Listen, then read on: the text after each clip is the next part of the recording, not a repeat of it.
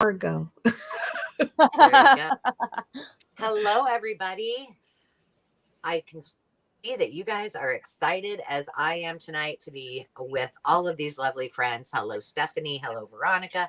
Susie, Teresa. Who did I miss? I think I got everybody so far. I will not belabor a lot of details. I don't have to give you anything about shipping. I don't have to tell you anything about a live sale. All I have to do is introduce the wonderful friends who are here tonight.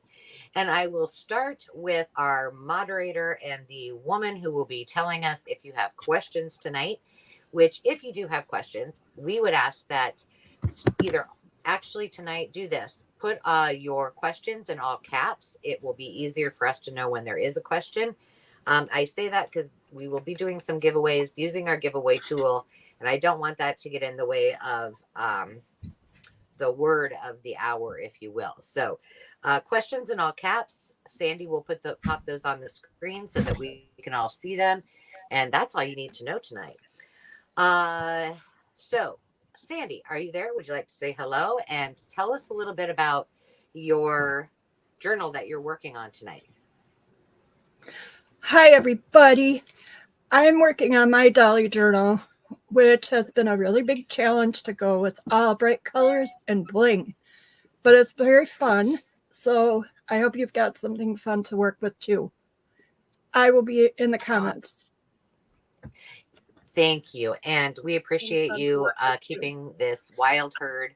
I'm sure we're much more wild than your wonderful sheep, but thank you for keeping us in check.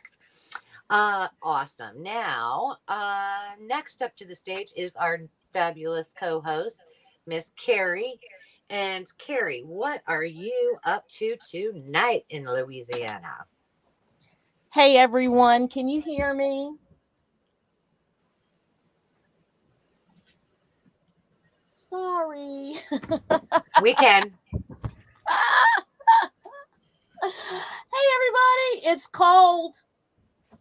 That's kind of unusual for Louisiana. I know for most of y'all it's not, but we're cold here and it's all good though. Look, I am so excited to be here. I'm so excited that Hazel agreed to do this with us. We're going to have a good time. Carol, I hate you and I love you all at the same time because you get to retire and I still have to work. Sandy, it's so good to hear your voice. And Angela, thank you for having me. Oh, my pleasure. And so I see some very pretty little clusters over there. Or is that what you're working on tonight? Yeah, part of it's going to be this, and this is actually going to be a giveaway. If anybody's interested. We have giveaways planned for tonight. Yeah. I don't know. I thought I'd do maybe some junk journal jewelry. I don't know. I just let the spirit lead me. Okay, I'm going to go with that too. That sounds fabulous. And I am going to, before we introduce our guest of honor tonight, I would like to introduce our special guest, which is Miss Hazel Anaka from Hazel Anaka Design. Thank you, my friend, for being a part of this. We have been anticipating this for a long time. So what are you up to, girl? And introduce yourself just in case folks don't know you, which how could they not? Everybody should be subscribed to all of these ladies' channels. So we will make sure we put their links in the description. Well, thank you, Angela. And I am absolutely thrilled to have been invited. I feel a kinship with you American girls, and I can't think of a better reason to get together than to celebrate Carol and her couple of milestones. So I'm thrilled to be here. I don't know how much actual crafting gets done during these things, but I have plenty to do here on this journal that I've planned. You know what? You nailed it, Hazel. You nailed it because I have glue. That's what I have tonight. I have a lot of gluing to do. But thank you. And that is beautiful. I love I've been watching your videos and your progress on that. So it's going to be fun to see what we all do today. All right. And last but not least, the woman of the hour, our guest of honor, soon to be happy birthday, /retirement. I should come up with a retirement song to sing on Thursday. The one, the only Carol from Crinkle Path. Welcome, sweetheart.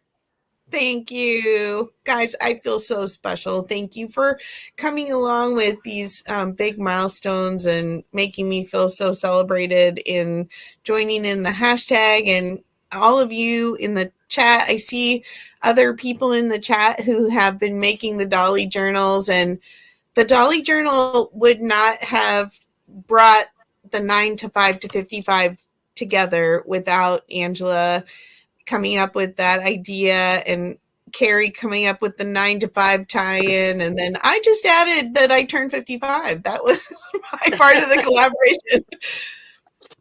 So we're going to party like it's 1969. I love it. And Carol, you're going to be switching your camera up, right? Yeah, I'll be going to my desk and I'll be working on my Dolly journal. The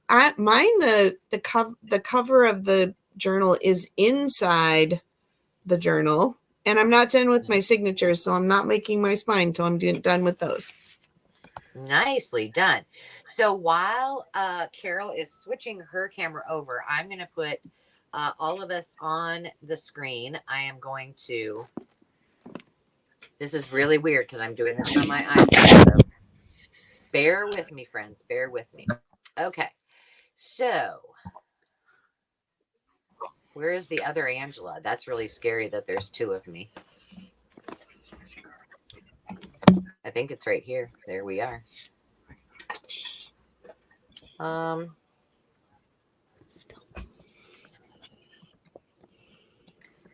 Okay.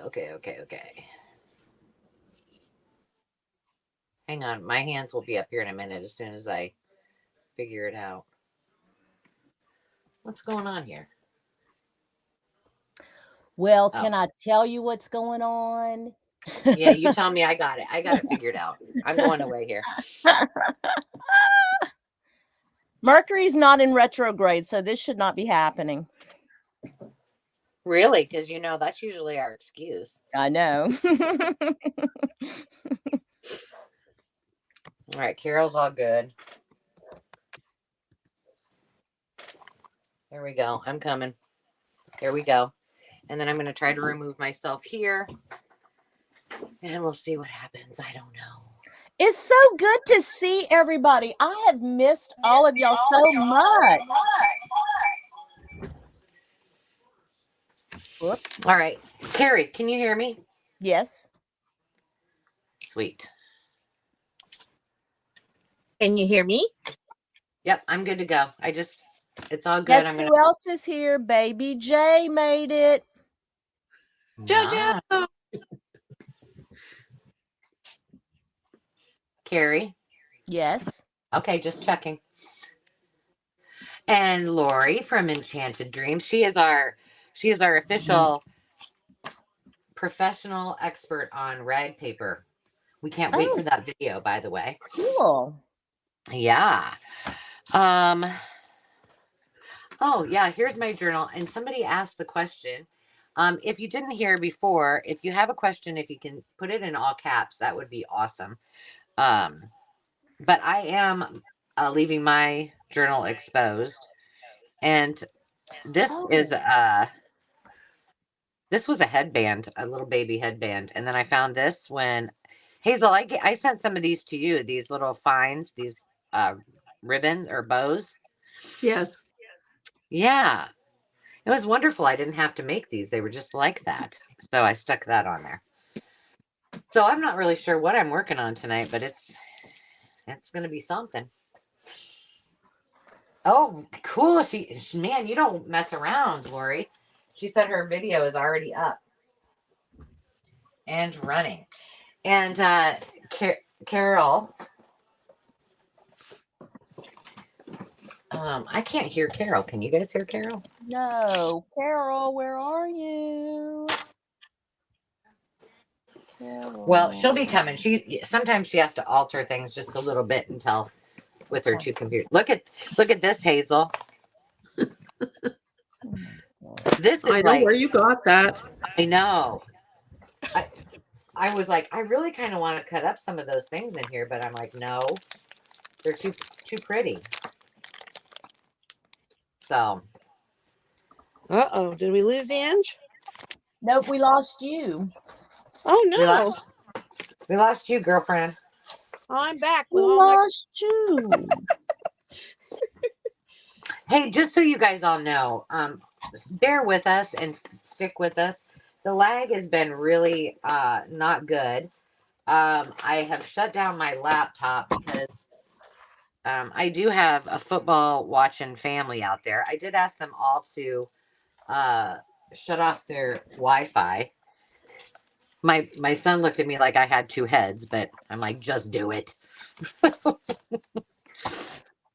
Don't argue with me, man. Help a mother out. Yeah, come on, kid. I don't ask for much. And Demi was really interested in the game. She's sound asleep on the couch, so.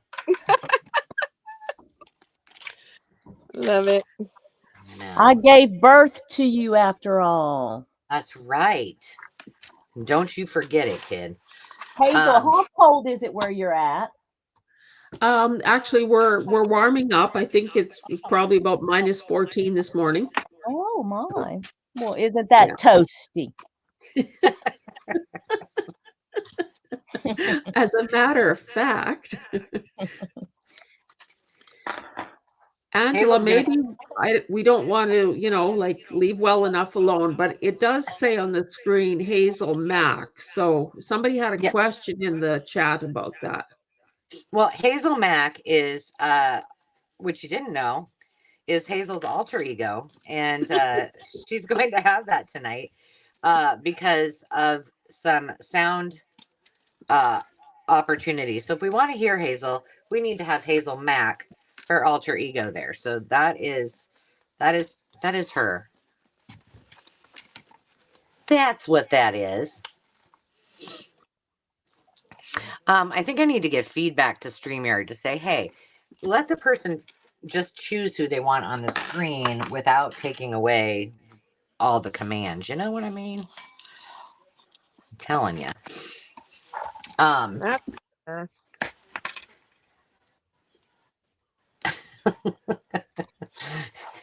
Yeah, lay low on the Wi-Fi.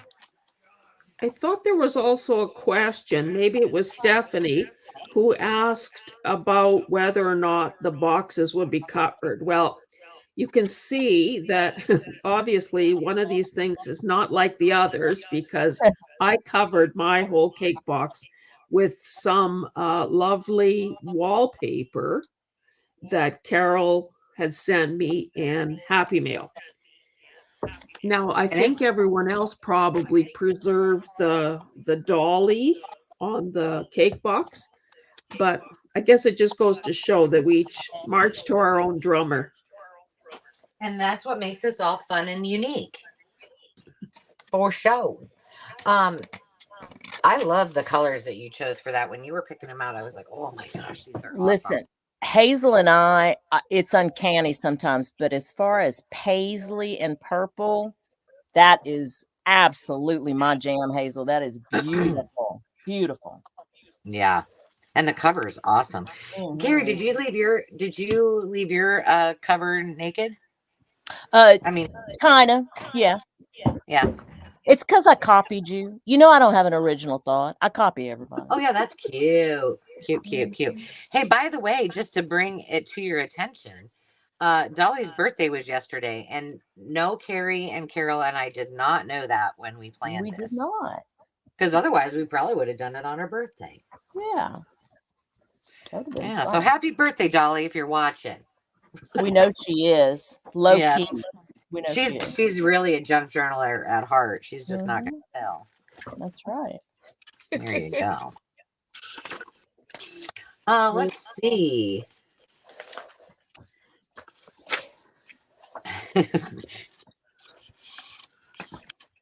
Trying to see who else is there. Oh, ladies, we should probably give them the word of the hour as to and the questions of the hour.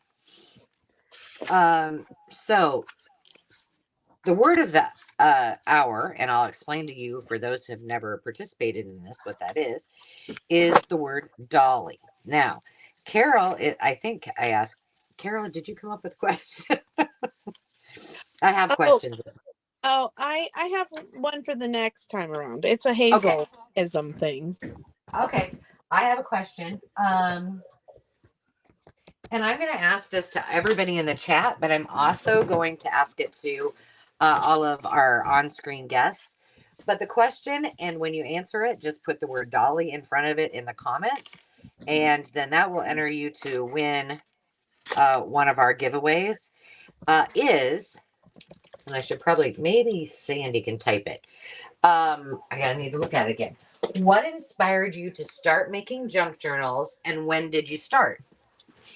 Because I think so far everybody that's here is a junk journaler in some way, shape, or form. So the question again is, what inspired you to start junk journaling, and when did you start? And just type that by starting your answer with the word dolly. That's a good one. I like that. Yeah, well, why don't you answer? Oh, well, so if I have a whole video on this. I did a what's in a name, the hashtag what's in a name. And so just to sum it up, in October of 22, I had some significant changes in my personal life. My daughter moved away, my boss left, and I'm just such a creature of routine. I'm very, oh my God, I'm so structured. It's stupid. But when I just had this just a change in my routine. I had a lot of free time in my personal time that was not getting filled up. I had never really been a YouTube watcher. I would use YouTube to go out and learn different things like Excel formulas or go get a recipe maybe or something like that, but never really had watched YouTube for entertainment value. So I started watching Crafty Girl. Crafty Girl is from Texas. She was my neighbor. I like her style, and I love the Dollar Tree just like she does, and I like a good deal. Crafty Girl talked a lot about Rebecca Hoot and junk journaling. And there was such inflection in her voice when she would talk about it. You could tell it was not her norm. It's not like she was selling you on the Dollar Tree, or it was just something that she felt pretty passionate about. So I said, I got to go check this Rebecca Hoot out. And the first time that I saw Rebecca Hoot turn a composition notebook into a junk journal, I was hooked. Like it's something ignited in me. I had never been a crafter, not really. Any craft that I had ever tried, because I tried different things along the way over the years. It never stuck with me because I never felt like it was any good. I always compared my craft to other people's. I was never good. It was, everything was crooked, or because y'all know I'm the queen of crooked, but I just never stuck. And whenever I saw Rebecca do it, because I don't know if you guys are familiar with Rebecca or not, but she is actually an artist. I mean, she draws these cute women, these girls every month, and she has a whole thing. But she just kept saying, it's your junk journal. Do it the way you want. And I actually did a couple of composition notebooks early on, but it was not really my jam. I prefer, and I'm still learning my style, to be honest, but I like this part of it, like taking different book pages, and especially the books. I love the books and the vintage books and ads and things like that. So that's kind of where it started for me, and it's never stopped. I've never felt, even though I know, like a lot of you hear me talk about how, my things are crooked, or I feel like I don't do this, at this level or whatever, I have never felt inferior in doing it, if that makes sense. I feel like I'm learning, and I feel like I want to learn this craft and evolve in the craft. So that's my story, and I'm sticking to that. Awesome, kid. Well, thank you. Yeah. What about you, Miss Hazel? Well, Carrie referenced the what's in a name, And I think she tagged me, if I'm not mistaken. I And did. that was a wonderful opportunity to really sort of clarify in my own mind why I'm doing this. And also for anyone who might be interested in my channel, to sort of hear my backstory. So that video is still somewhere there in a playlist, or maybe not a playlist. But I got, well, okay. I saw an ad in one of those Somerset publications, and it was for Lifebook. And I subscribed and got a bit hooked because, you know, one video leads to another instructor, leads to another, you know, whatever modality. And then, of course, in March of 2020, we know that COVID hit, and we were all, oh, sorry about this voice. We were all forced to stay home. So I went down a rabbit hole that I've never completely emerged from. And I have to say that I was one of those people that didn't use YouTube in any format. I had assumed that YouTube was for, you know, immature young men doing dumb things. And it seemed like, you know, why do I want to be there? But I have to say that this has been one of the most gratifying things I've ever done. The people that are not only subscribing, but actually interacting. And we know there's a difference between hitting the subscribe button and silently watching, which is great. But the part that really brings things alive is when people tell their stories. And I think, you know, Teresa is famous for that.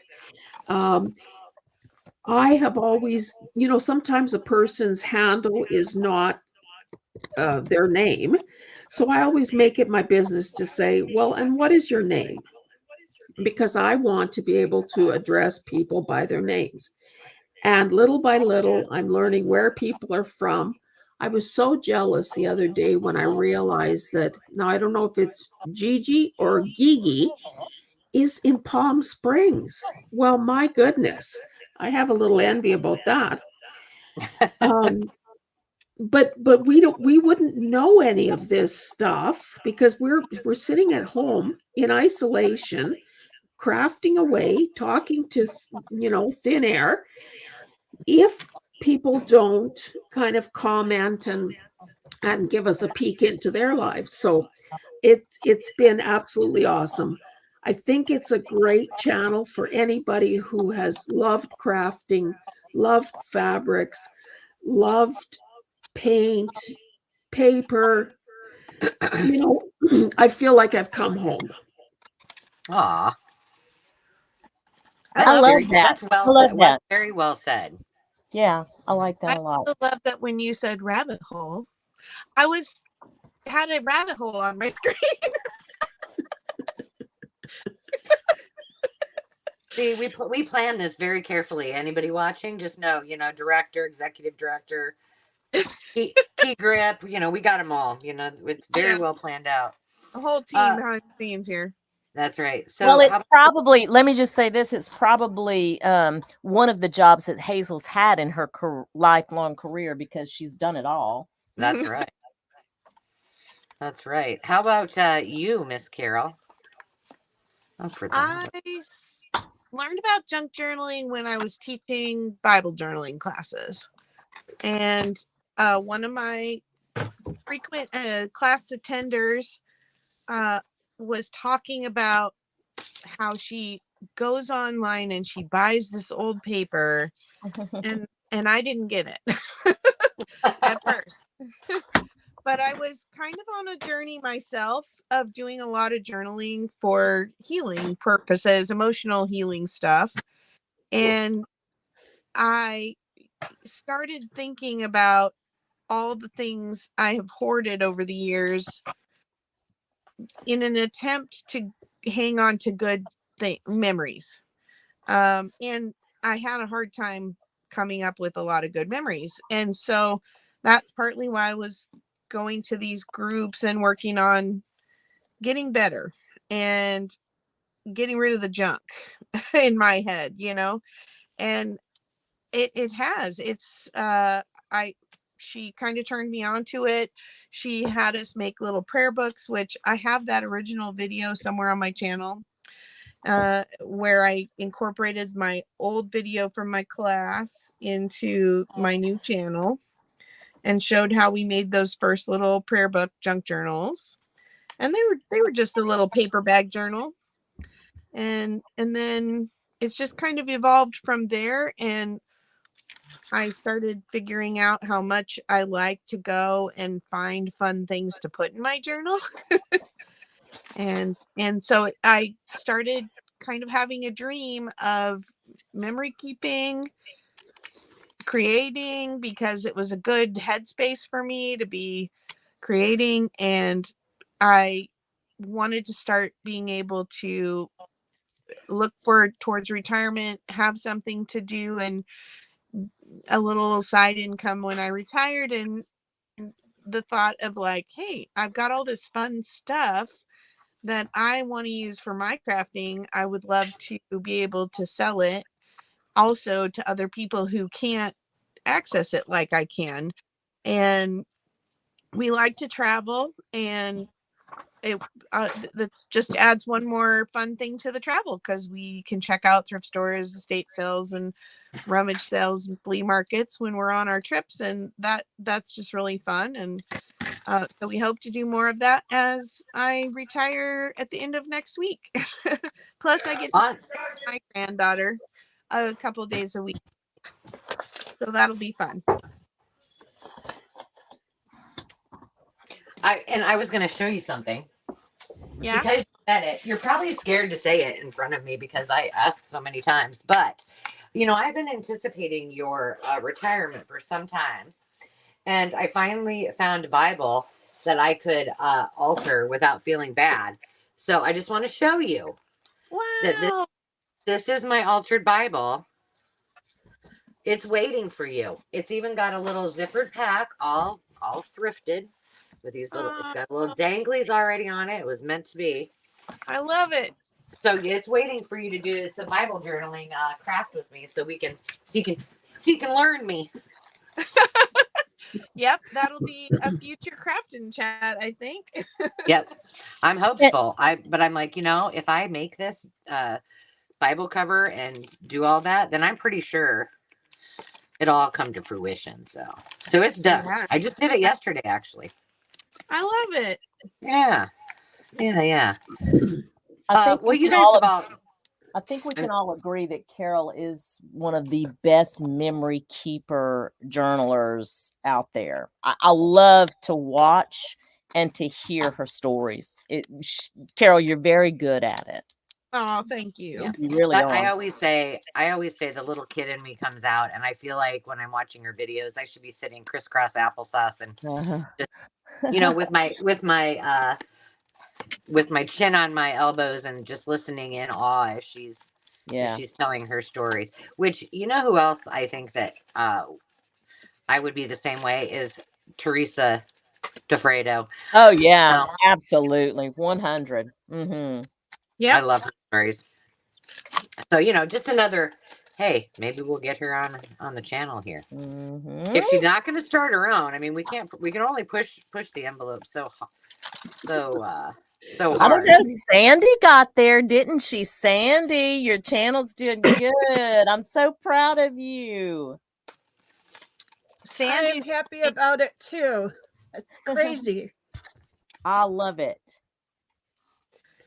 I love listening to Sandy's history channel, is what I call it. Oh, that's a good one. That's good.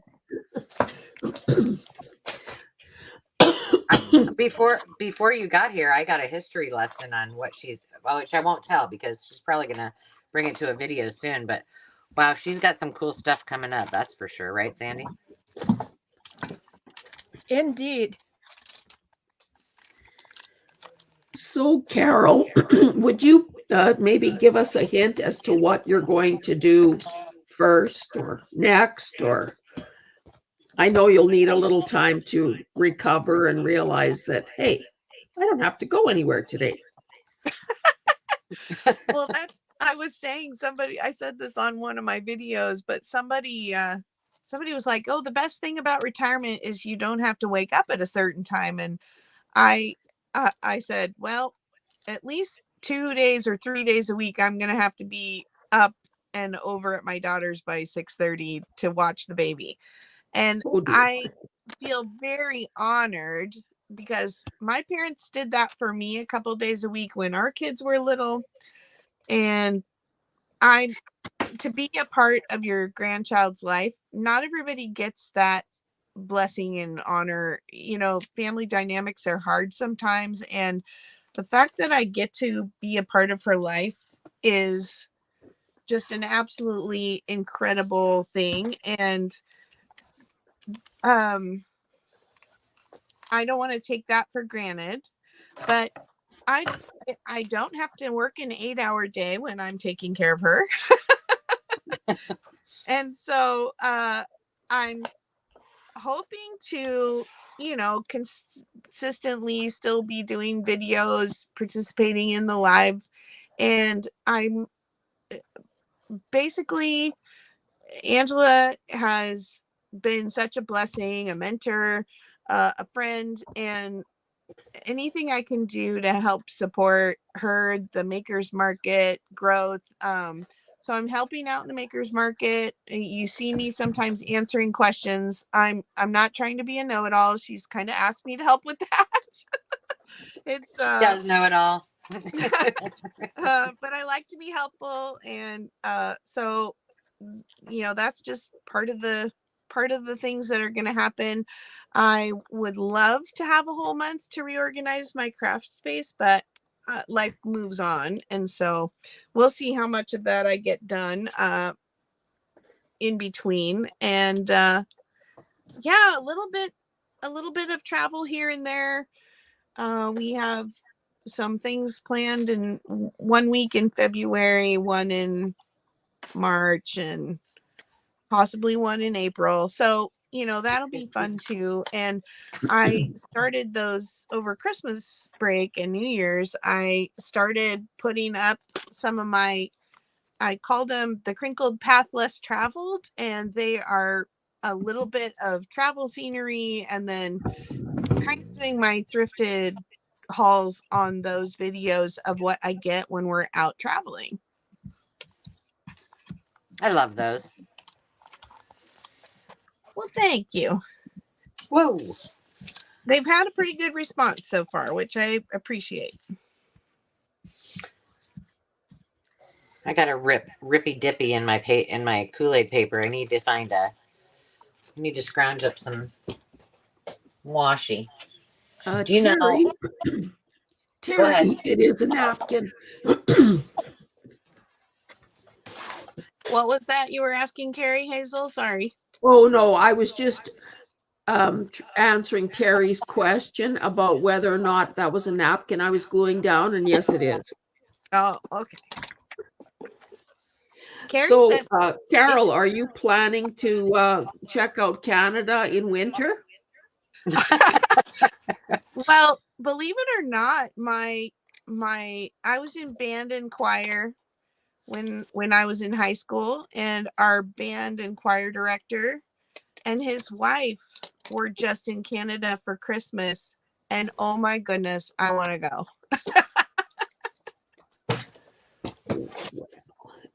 We do have a lot to see, that's for sure.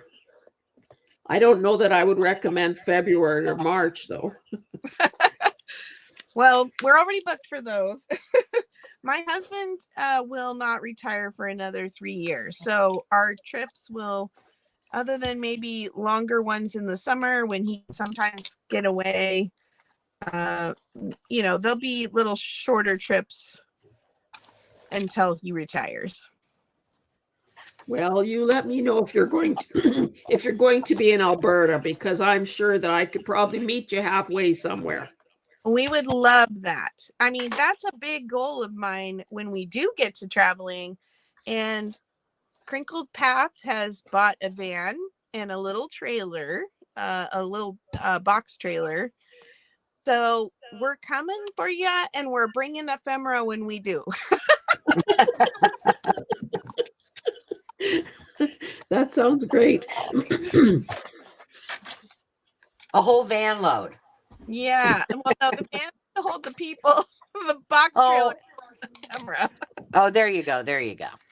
Well, one thing I noticed when we just came back from Denver not so long ago was that at the border, Officer Lopez just asked about fruit and plants and stuff like that. He never once asked about paper, so I thought we were doing pretty good. Oh, for schnizzle. Sunny biscuit girls. I think I might have just been doing this upside down. Oh no. Hold on. Did I? No problem. We can fix it. We can fix it. It's not. Damn it. Yep, I did. So Carrie, do you recognize this? Let me see. I'm pretty sure you gave those to me. Wait, I can't see. Hold on. I did. So I just made 3 pockets out of them. Look how cute that. Where is that? Now I gotta find it. Okay, wait a minute. I want to make you big on the screen Yeah, make her big. because I can't see. Oh yeah. Oh yeah. Where is that stationery? I need to find that. So I just made pockets out of it. Oops, I'm pulling the glue. It's not quite dry. That is super. And then I had an extra copy of the Kodamini Colors children's books. Yeah, and so I cut it up for some of my pages. Oh, that's awesome. Let's see, where's that? It's right here. I'm ripping things apart. Oh, I found it. Oh, that's a great idea for a pocket, Carol, because it's already made for you, basically. Right. You just have to layer them up. I'm doing it. Yeah, those are cute. I'm a big old copycat. I have that too. It must have been, you must have sent that to me too. I did, probably. Yeah. Well, oh, sorry. Go ahead. I love the feel of it. And I think yeah, because it's embossed at the top. Yeah. So I think I've used mine though. I'm gonna Teresa has a question in the comments. She's asking, what's the hardest part of journal making for you? What's the most challenging? Oh God. I'm not going first. I'll have y'all here all night. I can easily say mine is I have too many ideas and too many things I want to do. And prioritizing is I want to do them all. And it's like my brain is a big whiteboard that never gets erased. And I just keep coming up with these ideas and I have to kind of rein myself in. So I want to answer this too, because this was one that I was asking Hazel and Carol about the other day. I use it. It's sewing in signatures, but let me just explain. I use a template. Like I can do the sewing in the signatures. It's the actual signatures, getting them lined up. Even though I use a template, they're still, I don't know if this is gonna, if you're even able to tell, they're not lined up. We should put you on the screen. I'm working on it. Oh, Yay. sorry. Yeah, it just is. My signatures are always wonky inside the journal itself. So Carrie, are you saying that the top of your journals don't line up? Correct. The top of my signatures never line up straight, even though, like I said, I use a template. I mean, I use a I'm doing that. I don't know what I'm doing wrong. The bottom is fine. So maybe it's just the cut of the paper. I don't know, but they're all cut. Like this is 5 inches by 7 3/4. But for some reason, I can never get them. I've only had one journal out of all the ones that I've made, only one can I say that my signatures have actually been straight. Now, I'll tell you something, Hazel. You said something the other day in one of your videos. Correct me if I'm wrong, but you said it's easier to do an odd number of signatures Yep. than an Yeah. even number. Why? Why is that? Well, just the math. And I think if you want to, maybe not buy it yourself, but let someone buy it for you, a centering ruler is a good tool to have, because then that allows you to center yourself in your spine of the journal. Okay. And then, so if you had 3 signatures, you'd find the center, and then you decide maybe you want either signature to be 1/4 of an inch away. So you just make one mark to the right of the center line and another one to the left of the center line, both 1/4 of an inch apart. And you're not fooling around with a whole bunch of other more complicated math. Because Okay. I work from the center out. Okay. That And makes I just sense. wonder, when you're making your template, do you square it off sort of both vertically and horizontally? Not horizontally. Is that where I'm going wrong? That could be part of it. I think that's what I'm doing then, because I don't do that. I think she also just justified my, I have ruler envy. And so that T-square, that's center, I think, she just justified another order on Amazon for me. Well, I'm looking on Amazon right now. I'll beat you to it. What is it? Is it called a centering ruler? I don't even know what the heck that is. See, I told y'all I'm the who knew girl. I don't know this stuff. Well, the next time I'm on the screen, I'll show you mine. Okay. Okay, here, I'm going to put her on the screen. Is 0 Here she in comes. or something? Okay, this is the one I have. And the only marking on here is a Luma color. Now, I think Tim Holtz probably makes one, but of course it's going to be twice the price. So this is the side you use. Okay. So for instance, on anything, whether it's a spine or anything else, you want to find the center. And sometimes it's oddball measurements, it's 1/8 and 1/16 and whatnot. Yeah. You just keep sliding your ruler back and forth until the distance on each side is the same. Look at that. Roughly 3 3/8 makes this. Where's a pencil? Oh my goodness, I can't find a pencil, but where this thing is pointing, that's the center. So if this was a really wide spine, I would find the center, make a line, and then measure, just say 1/4 of an inch over. Like I could have 15 signatures here. This is so wide, but and then you do that in 3 places.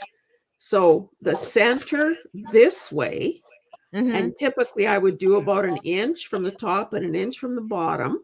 Right.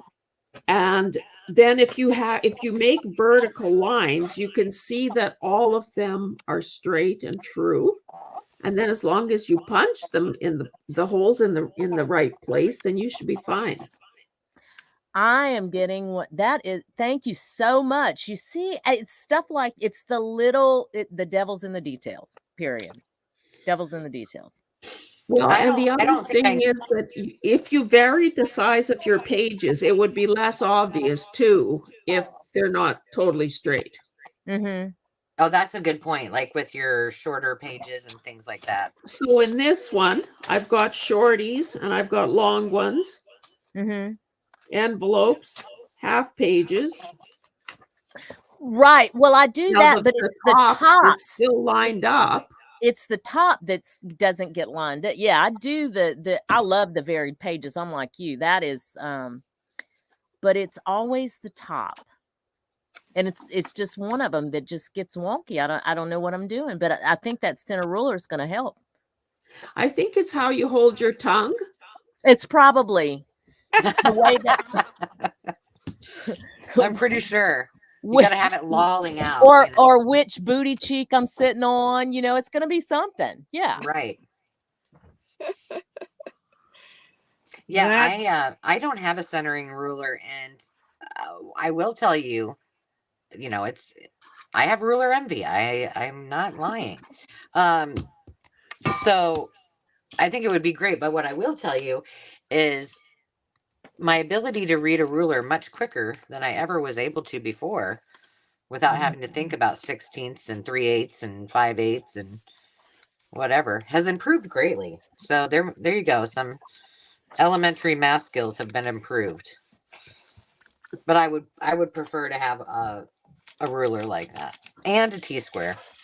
Oh, and guess what? I found one exactly like Hazel's. I'm getting it. Send me the link, because I would hate to be left out. I'm gonna send it to you. I'd hate to have FOMO. I noticed in the card it goes. I noticed that Stephanie asked about what kind of paper trimmer or cutter is the best. Oh, great question. Fiskars is sort of a name brand. And early on, I put on my Christmas list, because there's nothing, Christmas and birthday list, there's nothing worse than getting something you don't really want, in my opinion. So I asked for the Fiskars that has the two long bars on it. It folds in half, but I, of course, never put mine away. And I find that it has really performed pretty reliably. Like, it's not handy to have on one's desk because it's pretty big. It accommodates a 12 by 12 paper very easily. It's tough. It will cut through fairly thick paper. And I think the best part of all is you don't have to keep buying replacement blades for it. So that's my part. Because say that again. Hold on. Say it. I was typing. I can't listen and type at the same time. Sorry. She said you don't have to buy replacement blades. Why? It just never gets dull. Are you kidding me? Yeah, I could actually, you know what? I'm just going to go bring it here and show it off. Yeah, please do. Ooh, look at those. Look at those flowers. Oh, that's cool. Carol, that's your paper? What? Is that Carol? Gorgeous. That's Carol on the screen? No, that's Hazel. Oh. I'm over here. Oh, wow, that's big. Okay, you know how we all have treadmills to store our clothes on? I usually have this piled high with stuff. But you see, I've seen it, but I did not realize that those blades would last that long. And this thing slides along. Mm-hmm. And I've had it probably for 3 or, I guess going on 4 years. And it still is cutting as well as ever. Lori said it's self-sharpening. Yeah, I don't know what the deal is. It's just like those kitchen knives that you put back in the sleeve and they sharpen every time. That must be what that one does. Well, and I think it's really nice when you can put a whole sheet of paper on. You know, a 12 by 12. Yeah. Oh, I'm looking for it right now.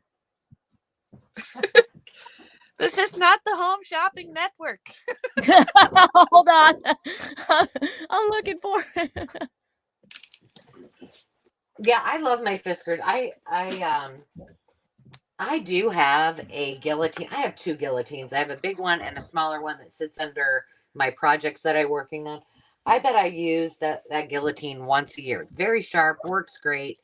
I just don't have a real purpose for it. I just don't get rid of it because it doesn't take up a lot of space, and I can store things on top of it, kind of like you store all your things on top of yours. But I think Fiskars is a great brand. I will probably never buy the Tim Holtz one. I do have. Is that Hazel? I do have something similar to that, and I also love it because of the scoreboard on it. Tell us about that. Well, this was the first thing I bought, and I thought, oh, this is great. It's an all-in-one, it slices, it dices. So it has this little typical blade that we're used to with this little doohickey. It has a scoreboard, but of course, it's only 6 inches wide, so that's annoying. It has, I haven't used it in a while, so you can extend this, but of course, your paper is hanging down here. It has, at the bottom here, it has the thing for making envelopes. Comes with a, bone folder. I don't think that I've ever really used it to its maximum, but it annoys me that this little thing gets dull so quickly. So Yeah. I've since replaced the scoreboard with a 12-inch one and feel better about that. Yeah, I haven't used my that trimmer enough, I think, because it's still very, very sharp. But I only use it for convenience. Like, I know I'm going to be scoring things, so I just leave it out for all of my cutting for that project. But I may have to look into the self-sharpening one for sure. Like I said, I don't know that I'm not going to buy a glass mat because I don't want to have to worry about the glare. So I'm sorry, Tim. I love you, but no. And I'm probably not going to buy one of his trimmers. But, because if it's not broken, don't fix it, right? However, that for something that you could have out all the time and just kind of turn around and zip zap and never have to worry about replacing the blade, that's not only convenient, but it's also saving you money because those aren't cheap when you have to buy them all the time. Yeah. Well, and I think too that, like long before I knew what junk journaling was, I had a guillotine type cutter, but it seemed to be inaccurate right from day one.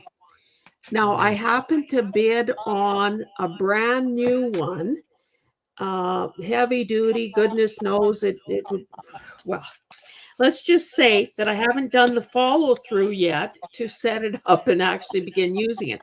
And to be honest, I think probably a person could get through life without a guillotine cutter. But the other thing that a lot of people use, and I've become a believer, where is it, are just these, these quilter squares.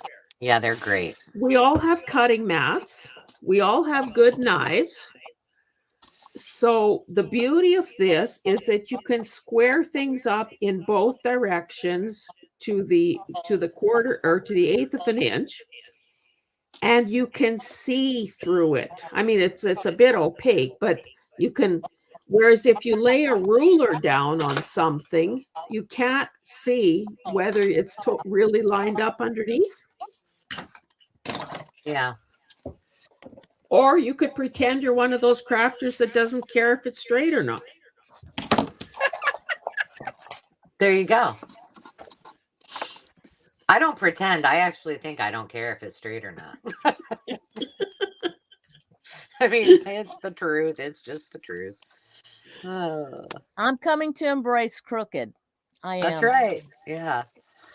Oh, okay. This thing would be cute to put something in here. Somebody asked if we could change it back to everyone. Yep. I have a question, but I need to be on screen to ask it because. Okay, let me put you on solo. Oh, are you like the special one today or something? I need to enlist the brain trust of people out there who've been paper crafting for a long time. So I got this pad of paper. It's well, I can maybe measure it here. It's 8.5 by 11 sheets. I love and have been hoarding this paper pad. I got it at a thrift store. So it doesn't have the cover. It doesn't have the back. I have no idea who made it. It doesn't say, like here where you rip it out. But I love this paper, and of course for this Dolly journal because I'm doing all the quilt stuff. Mm-hmm. But I'm like, does anybody have they ever seen this paper before? And have any idea where it came from? You know what? Hang on. Flip back I to. love that paper. Oh shoot! I don't I have love my. it.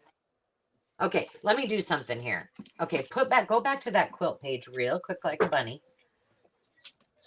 Real quick like a bunny. Yeah, I quick love like that. That's a, cute. to tell my kids. Real Okay, quick like a bunny. and then flip to another pretty distinct page. I'm just taking a couple pictures of it, and I'm going to Google Lens and see if I can Google find it. it for you. Google it. Oh, that's pretty significant. Okay. All right. Stand by, and I'll look for you. Thank you. Okay, you can go back to all of us now. Well, no, I can't do two things at once. Just a second. This being, what would it be? Would it be the in a movie? Would it be the director or the? I don't know, but it's hard work, multitasking because I don't do so hot at it. Yeah. Okay, where is Carol? There she is. Exit solo layout. There we go.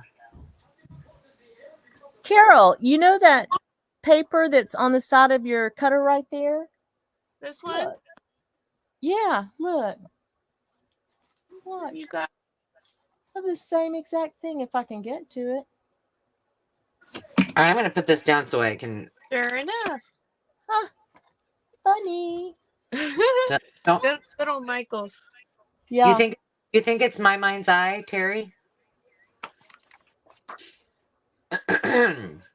I used to love that. There's another one. I can't remember her name, but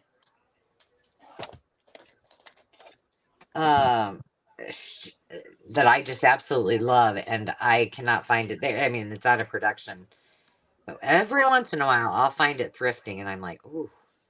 I would imagine it's going to be out of production too, because who knows how old it is. But I love it. But I'd love to find other things from the same maker. Well, let's see what they say. Uh-oh.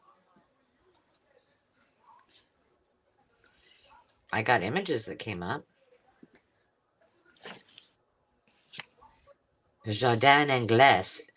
Journal keep it. I got a whole French thing. French paper, huh? That's okay. This is good for me because I didn't realize we were off screen, but this is an old greeting card, and I want to put something in here because look, that make as a card to pull out, and then this another pocket, and so I was stumped on it, so I needed a break from it. I also have some fun games for us to play too. Okay, I'm going to try the other photo. That one isn't. Jonna said you're the producer and the director, Angela. See, multitasking. That's when I'd never be hired in real life. I'm glad I pretend to be one on YouTube. Carol, she wants to know what size that paper pad is too. Is it 12 by 12? 8.5 by 11. It's actually a little taller than that, but it's got a tear strip at the top. So it would be, yeah, they'd probably market it as 8.5 by 11. Right. Sierra escaped her children for a little while. Yay. That it does not happen often, my dear. No, I'm sure not. Look at me go.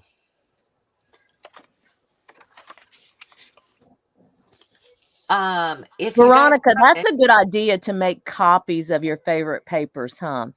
I just got a really good scanner, and I haven't had one in so long. I just never thought about that. But thank you for that tip, Veronica. That's I'm gonna have to do that. I have too much aspiration to sell my journals. Yeah. Plus, I don't know.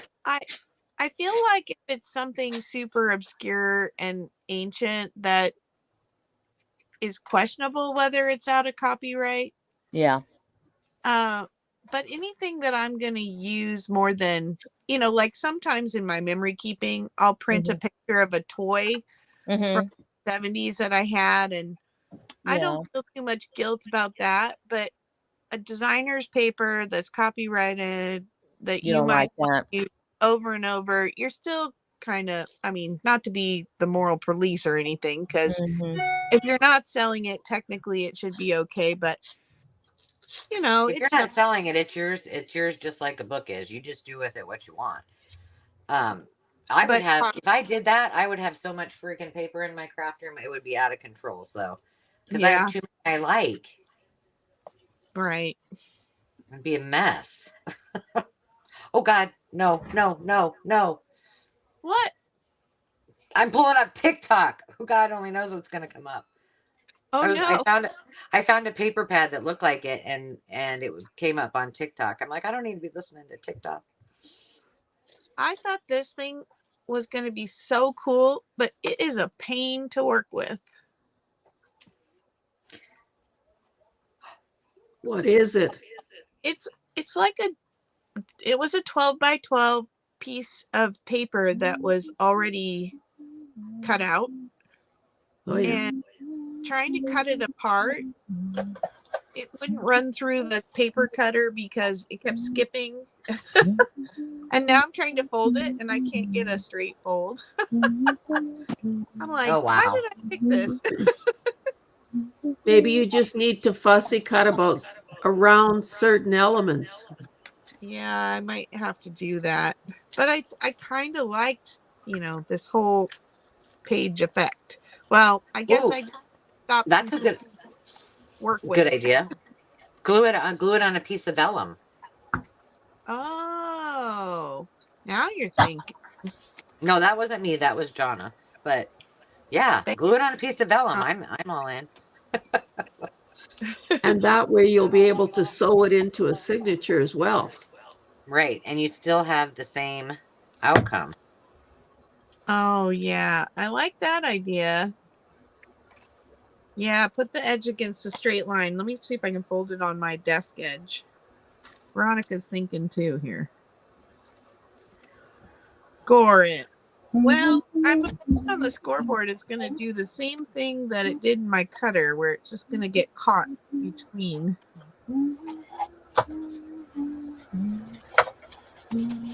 All right, just make a decision, Angela, for goodness sake. Gosh. So, Hazel, we kind of kidnapped you into the Dolly journals, and you've been working on the start to finish blush journal. What else is on your agenda? Sorry, were you talking to me? Yeah, you're the only Hazel. Oh, I zoned out. Well, okay, this purple one obviously needs to be finished, the cake box one. The blush one I'm working on, and my subscribers voted to have it be a start to finish type of thing. So, I have to do those. I'm involved in a couple of challenges this month. Well, okay, Junk Journal January. And then I signed up for one, or I committed myself to doing one that is 52 weeks long. Shoot me now. Oh my gosh, I thought 100 days about killed me. I don't know about. Yeah, I know. I did 100-day one last year.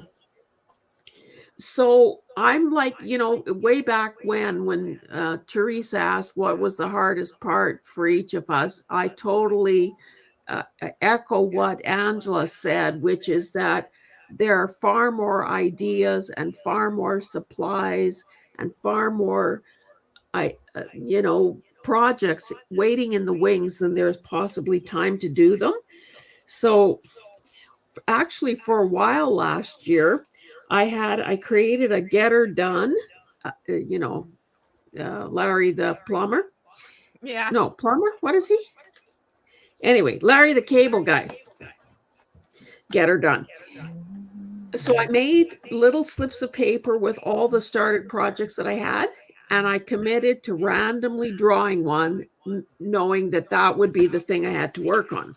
How do you think I ended up with 4 tree journals? All I know is But I'm it's a glad. good way to bring these things back to the table and, deal with them. I'm just glad So I invented the tree I journal. might have to resurrect that idea. Yep, that would be good. I think we all have things on the back burner that, I don't know. It was a great idea when you started, and now it's kind of sitting there. Exactly.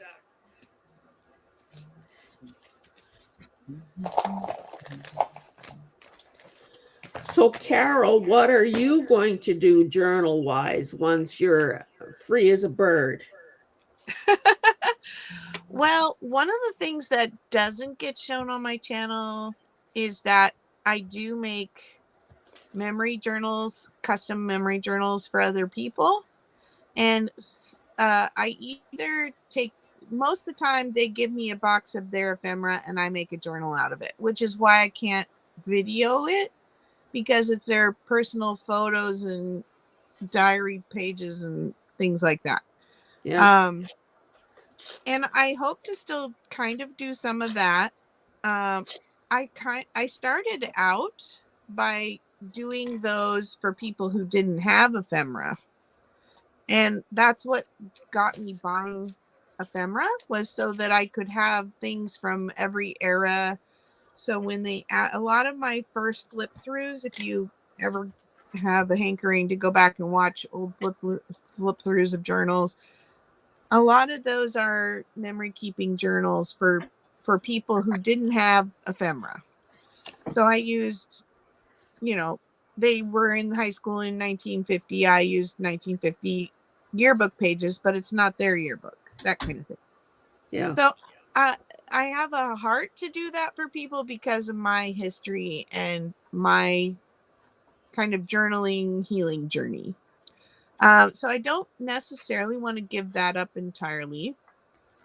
I want to keep memory keeping for myself, and I'm now surrounded by this beautiful group of crafty ladies, journal makers who are constantly inspiring me. And I love the community aspect of jumping into collaborations. And so I have to leave some space for that. And I will be doing my big collab again this year, the Secret Santa style Christmas in July swap. And so that starts off in we had to sign ups in May and kind of assign partners in June, and then the things start getting mailed out in July. And so I'm really excited about that. And that we will have a Canadian circle this year, thanks to you, Miss Hazel. I'm excited too. So can I just ask a question? Like, I never got into the whole scrapbooking, card making thing. Is memory keeping like an offshoot of that? I think that instead of taking photos and putting them on a page and then embellishing the page to match the photos, it's more for me that stumbling across ephemera triggers now positive memories for me. And so as I'm going through ephemera, I stuff things in the drawer that trigger a memory and a story. And then when I journal it, it's not cutesy, scrapbooky. It's just packing the page with things that tie to that memory. So it might be more like the old kind of scrapbooking people did in the 50s, where they just glued things on a page. But I do a lot of collage. I always have a pockets, and I'm trying to get just a bunch of ephemera on the page and play with it. But I don't think it's as cutesy or as orderly as scrapbook. Does that make sense? So would it be fair to say that that's your take on memory keeping, or is there kind of a global definition of what memory keeping is? This is definitely my take. I don't see other people doing this. Ah, one of a kind. I got a very I was honored to be compared to Possum Patty. She does kind of a similar memory keeping in that but she uses a lot of like scrapbook paper and also like more glue book style stuff to put things in, and then she'll put a photo in or a brochure. So I think in some regards it's probably most similar. We have a more similar style, and so the person who connected us because they felt we had a similar style. You know, they said, "Oh, she's kind of like Possum Patty," and I take that as a very kind compliment, because Possum Patty she's a naturalist. She's incredibly versed in a lot of geology and ecology and history, and she's incredible like that. Yeah, I just stumbled across her channel not so long ago. She does seem very unique. Yeah, and her thing is just journaling. Like every day she just sits down and journals something, and it might be a rock she picked up on the road, and it might be a place they visited, and it might be a memory from when her son was little, or she does all different kinds of journaling. And she was one of the first to jump on the Dolly bandwagon, and she made a ring bound journal out of it. And I'm trying to remember now what I think she's using her Dolly journal for 2 different challenges: Junk Journal January, and then a glue book treasure hunt. I don't want to monopolize the conversation, but I do have another question. Surprise, surprise. Given that there's a healing aspect to what you're doing, and probably, well, or maybe I'm making an assumption that isn't correct, but I'm thinking that you're probably revealing some things that you may not want to be seen by others. So do you ever worry about what happens when you die and your books are left behind?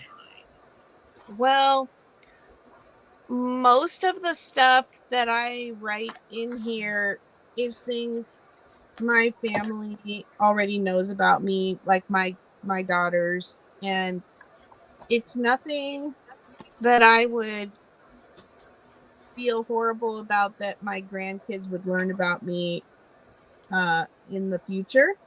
Now, when I first started going through sessions with groups, and the very first video on my channel talks a little bit about life mapping and some healing journaling, like where you journal the not good stuff, where you journal the ugly parts, and where hurt comes from, and how to do that in a therapeutic way, and how putting that on paper and actually sharing it with someone who responds to you, who knows there are guidelines to how to respond to you sharing that.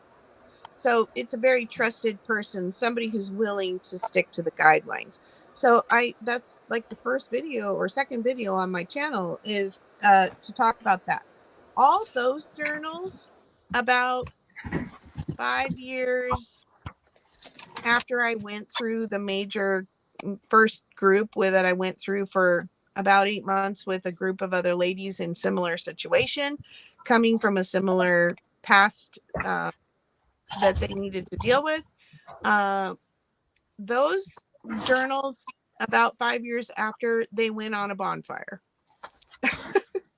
Yeah. because I don't want to revisit those things now, because I still have the memories, but I don't have this hurt and pain, and anger is the big thing I was carrying. And it's been an incredible journey, which is how I got the path part of my um of my name. And I talk about it some in my what's in a name video as well. And so now what I'm finding, because I didn't have a lot of memories, is that I knew there were good things that happened.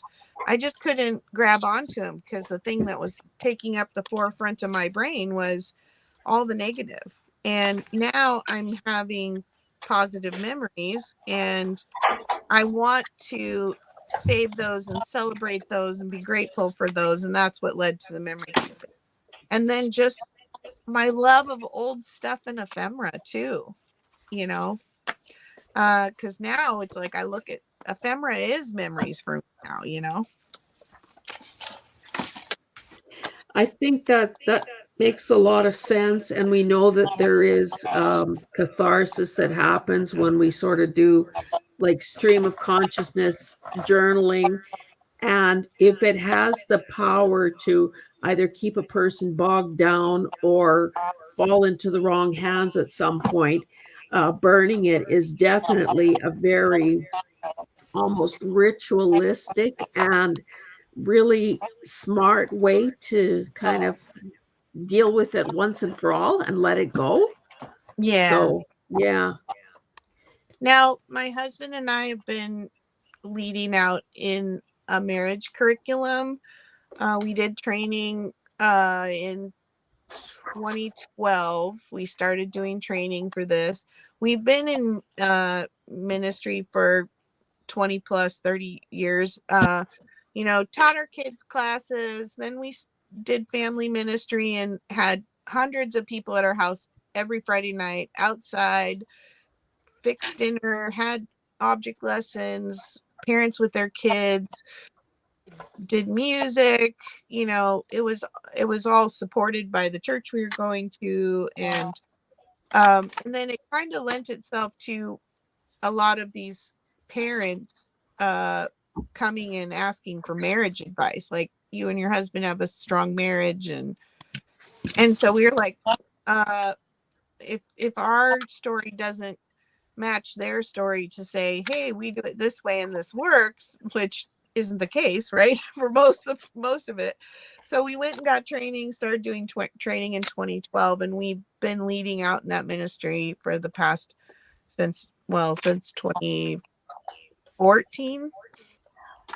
There's a big element of that's journaling and looks back at your childhood, and because you learn how to do relationships, whether you're copying what the people in your life did or trying to do the complete opposite. You learn from those early relationships how to do relationships, and some of us learn to do it in a faulty way. And so that curriculum has been a big part of my healing process too. And those books are still sitting here. They probably learned at some point too. Because I'm sure our kids don't want to know about all of our the things we've had to work through in our own marriage and all that stuff. I think I would. I'm fascinated. Like, I remember when when my mom, if she's watching this, she'll be like, Angela Ray. But when my brother and I were little, my dad was in Vietnam when I was born. He was in Korea during Vietnam when I was born, and didn't really get to meet me until I was 6 months old. So they had tons of letters back and forth, and my mom kept, paper, everything from the paper when they were dating, everything. And I remember when my brother and I must have been like 12 or 14. So he must have been, 10 or 12. And we found them all. And we learned that my dad had a lead foot and got several speeding tickets. And so, there's some things that are really important to know about, your parents, that you could But I'm Blackmail them fascinated. with. I know, right? Yeah. But I'm fascinated by that history, and I think even some of all the warts and some of the raw things. I think that Yeah. they may not have been able to tell you, and especially maybe not so much my parents, but our parents, my grandparents and great grandparents. There were so many things that were taboo, and that you just never, I mean, that went down with them, right? And we would Right. never ever know. And after you're dead, I hope my kids, I mean, I'm pretty transparent to begin with, but Right. I hope they do know all of those things. And I hope that if they do see things in my diaries or journals, that it makes them stop, and maybe there a question that they ever thought to ask, or that I never thought to tell them. So Yeah. I figure I'm dead and gone. What they think of me at that point really doesn't matter anymore. You're right about that. And I think that's one of the things in our marriage uh counseling, doing this with other couples, that we see in the generations just older than us, excuse me, Yeah. and even with our own parents, is that they did a lot of, well, like that we experienced this with our kids after going through this. So our parents were, you went behind a closed door to argue. Well, kids never, we didn't see them argue, and then when things would kind of hit the fan, you're like, what's happening? Because they have this great marriage, right? And Uh, and uh it it was very eye-opening to us that we started having very honest discussions. Our daughters were teenagers at the time. We went through the training, and we started realizing that, oops, sorry, I bumped you. Uh, this really impacted them. And for them to watch us have a disagreement and then actually ask for forgiveness of each other if we didn't do it well, really changed our girls to where they started actually saying, I didn't talk to you very nicely when you were trying to help me with that. I'm really sorry. Would you forgive me? And it was just because we were modeling it, not because we were asking them to do it. Does that make sense? yeah, absolutely. So I agree. We're pretty open with our kids. I don't think there's a lot in there, but like, really, do you need to hear, that, you know, I, my husband, he likes to put everything on the tops of surfaces, and I like it put away. And, we got to come up with a compromise for that. And, that's kind of Well, boring. right. And About sometimes that can cause a lot of anxiety in children too, for right. certain kids, depending on who they are. So, Yeah. you just got to know your family dynamic, and what your kids, your husband, your, wife, whoever that is, can manage, and when and where, I guess. But like I said, I mean, I wish that those people in my life that are now gone had just wrote out the good, the bad, and the ugly in Yeah. their journals, or even kept one, for that matter, because I Right. personally find that it's even if it's little things like, my Italian side of the family, like I'm not sure I even know all of the places in which my family, are from. I know some of them, but even things like that, it's like, um, or what time, like what it was like for my great grandma to be pregnant with my grandma, and to have to come over on the boat without my grandfather or my great grandfather, just to, because she couldn't really articulate that. She, spoke broken English. And so to ask those kind of questions were a little bit, it was a language barrier, right? Yeah. So, although she probably would have written it in Italian, I wouldn't have been able to understand it anyway. So I guess there's that. Okay. Veronica's getting bored. She needs a giveaway. Veronica, you were right. Thanks for keeping us on track, kid. Let's see. All right. Well, I also wanted to check in on Sandy because I know she's there, but she hasn't said anything for a while. I want to make sure she's still. I'm right here lurking. You're lurking, I'm working and lurking. Well, you're working and lurking. lurking. Have we lost Carrie though? Uh, Carrie's no, taking she's a here. nap. She ain't humming. No, I'm here. I'm here. All right. So Veronica would like a giveaway. We always honor Sandy first to do our first giveaway. I'm sorry, the sheep. So, do the sheep want to do a giveaway? Absolutely. Okay, so if you haven't answered, what was my question? Um, I love it. what in so start your answer if you haven't already done so. If you're new to or just coming on, start your answer with the word dolly.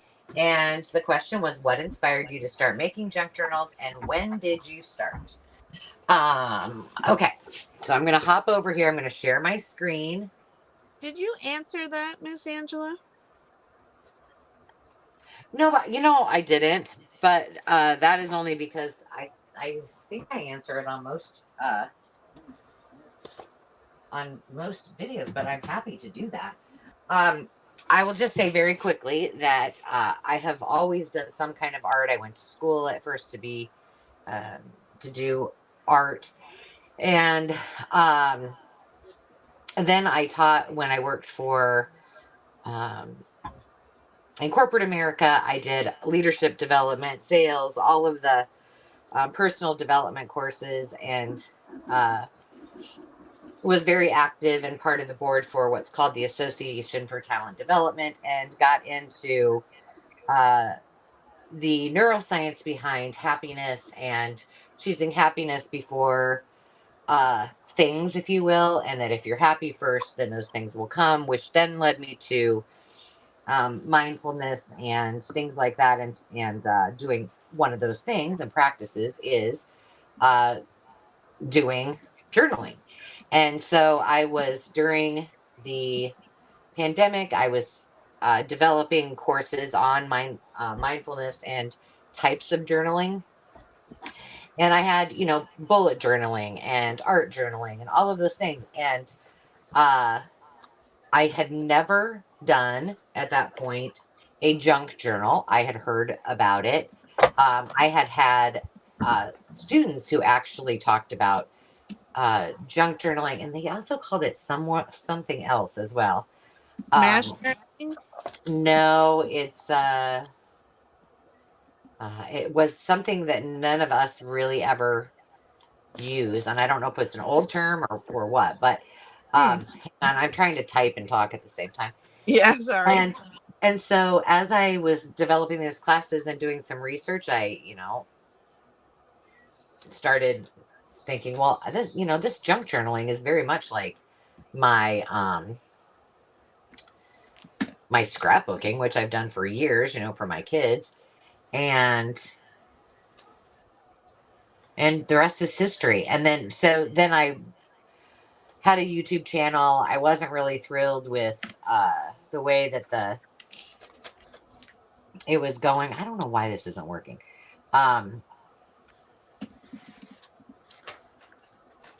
It says I only have three. It says I only have 3 entries. Uh-oh. Yeah. So if you've already put an answer in, just type the word dolly real quick, will you? For me, please. And so that's when I decided to take my my YouTube channel with all 6 subscribers, which I think were mostly my family that just watched private things, and start doing some stuff. That's So cool. that's it. But you know what? I should really journal this and actually pay attention to when I did, do things. If I went back long enough, I could figure out when I really did my first journal, but I have no clue. What I'll say, oh yeah, the other day, and it was like 6 months ago. So there's Yeah, that. that's my girls. They always say, Mom, when you say 5 years ago or 10 years ago, add 5 and 10 years. Yeah. Okay. Hang on, Veronica. We're gonna do a giveaway, but I have to do, apparently. It won't let me do it on my iPad. Well, imagine that. And I knew that would probably happen, but What you making over there, Carrie? We don't see your hands. I know I probably haven't been on screen this whole time. It's kind of my MO. Well, I'm just messing around, watching the chat. Enjoying this very much. bear with me. Just keep on crafting. I got to put this all in again. So just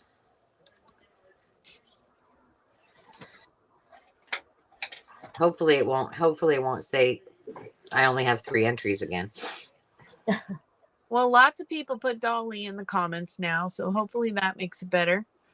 Yeah, except now that I'm doing it from my laptop, who knows? How many people are out there watching? I'm just curious. Yeah, Is and it- do we have we have- friends that said hi? Maybe we have some other lurkers that haven't got their name in. But if you are here and you haven't yet said hello, don't feel obligated. No pressure. But if you would like to, tell us who you are, what you're doing, if you're working on something with this, all of the good things. Okay, I think. Oh boy. Technology.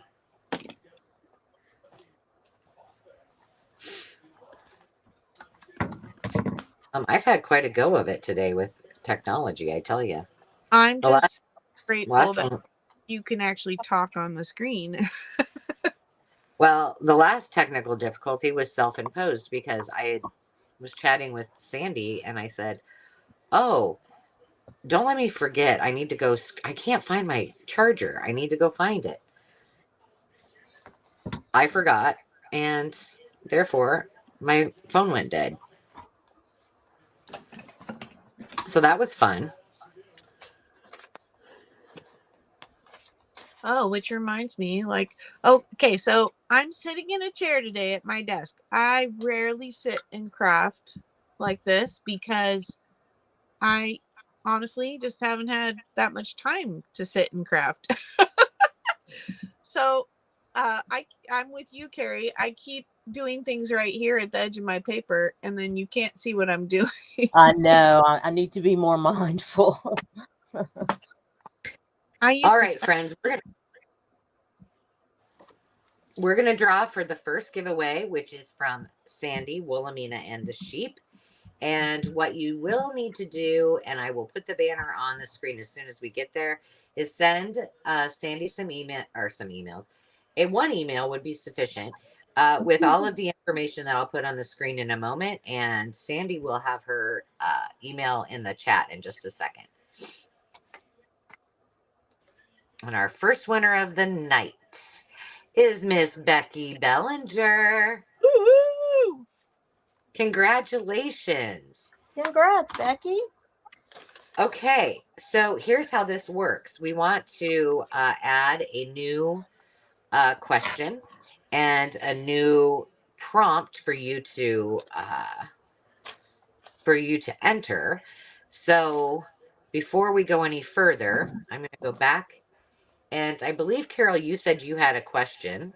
I have a commenting kind of thing that we can do. Okay, so tell me say what it is, and then I'll give you a word. I'll stick it in there. Okay. So right. You're gonna type Hazel in the comments. That's gonna be our word, and then you can do one of two things. So Teresa has coined the term Hazelism. So Hazel says beautiful sayings all the time in her comments that are brilliant and funny. And I was just telling her last night, I said, "You're hilarious. I always snort laugh when I'm listening to your videos." And the thing about it is, like, she's not trying to be funny. She's just who she is, and she's amazing. And she has just such a fun perspective on so many things, and she's not afraid to just say it like it is. Well, so if you know Hazel and you listen to her and you have a favorite Hazelism, you can put it in the chat. Okay. But if you're new to Hazel and you're subscribing for the first time today, which I sincerely hope you will, because she's creative, she's crafty, and she's wise and funny, and you want to be checking out her channel. If you don't know Hazelisms, one of the things that I have observed that Hazel likes to do is when something is extra special, she uses things like fancy dancy and frilly dilly, little phrases like that. So I'm going to have you, don't just put Hazel. You got to put your Hazelism, or you got to put this other thing. Okay. So take an F word, but not that F word. Okay. It's a G-rated crowd here today. Okay. So take a word that starts with F. I'll put it that way.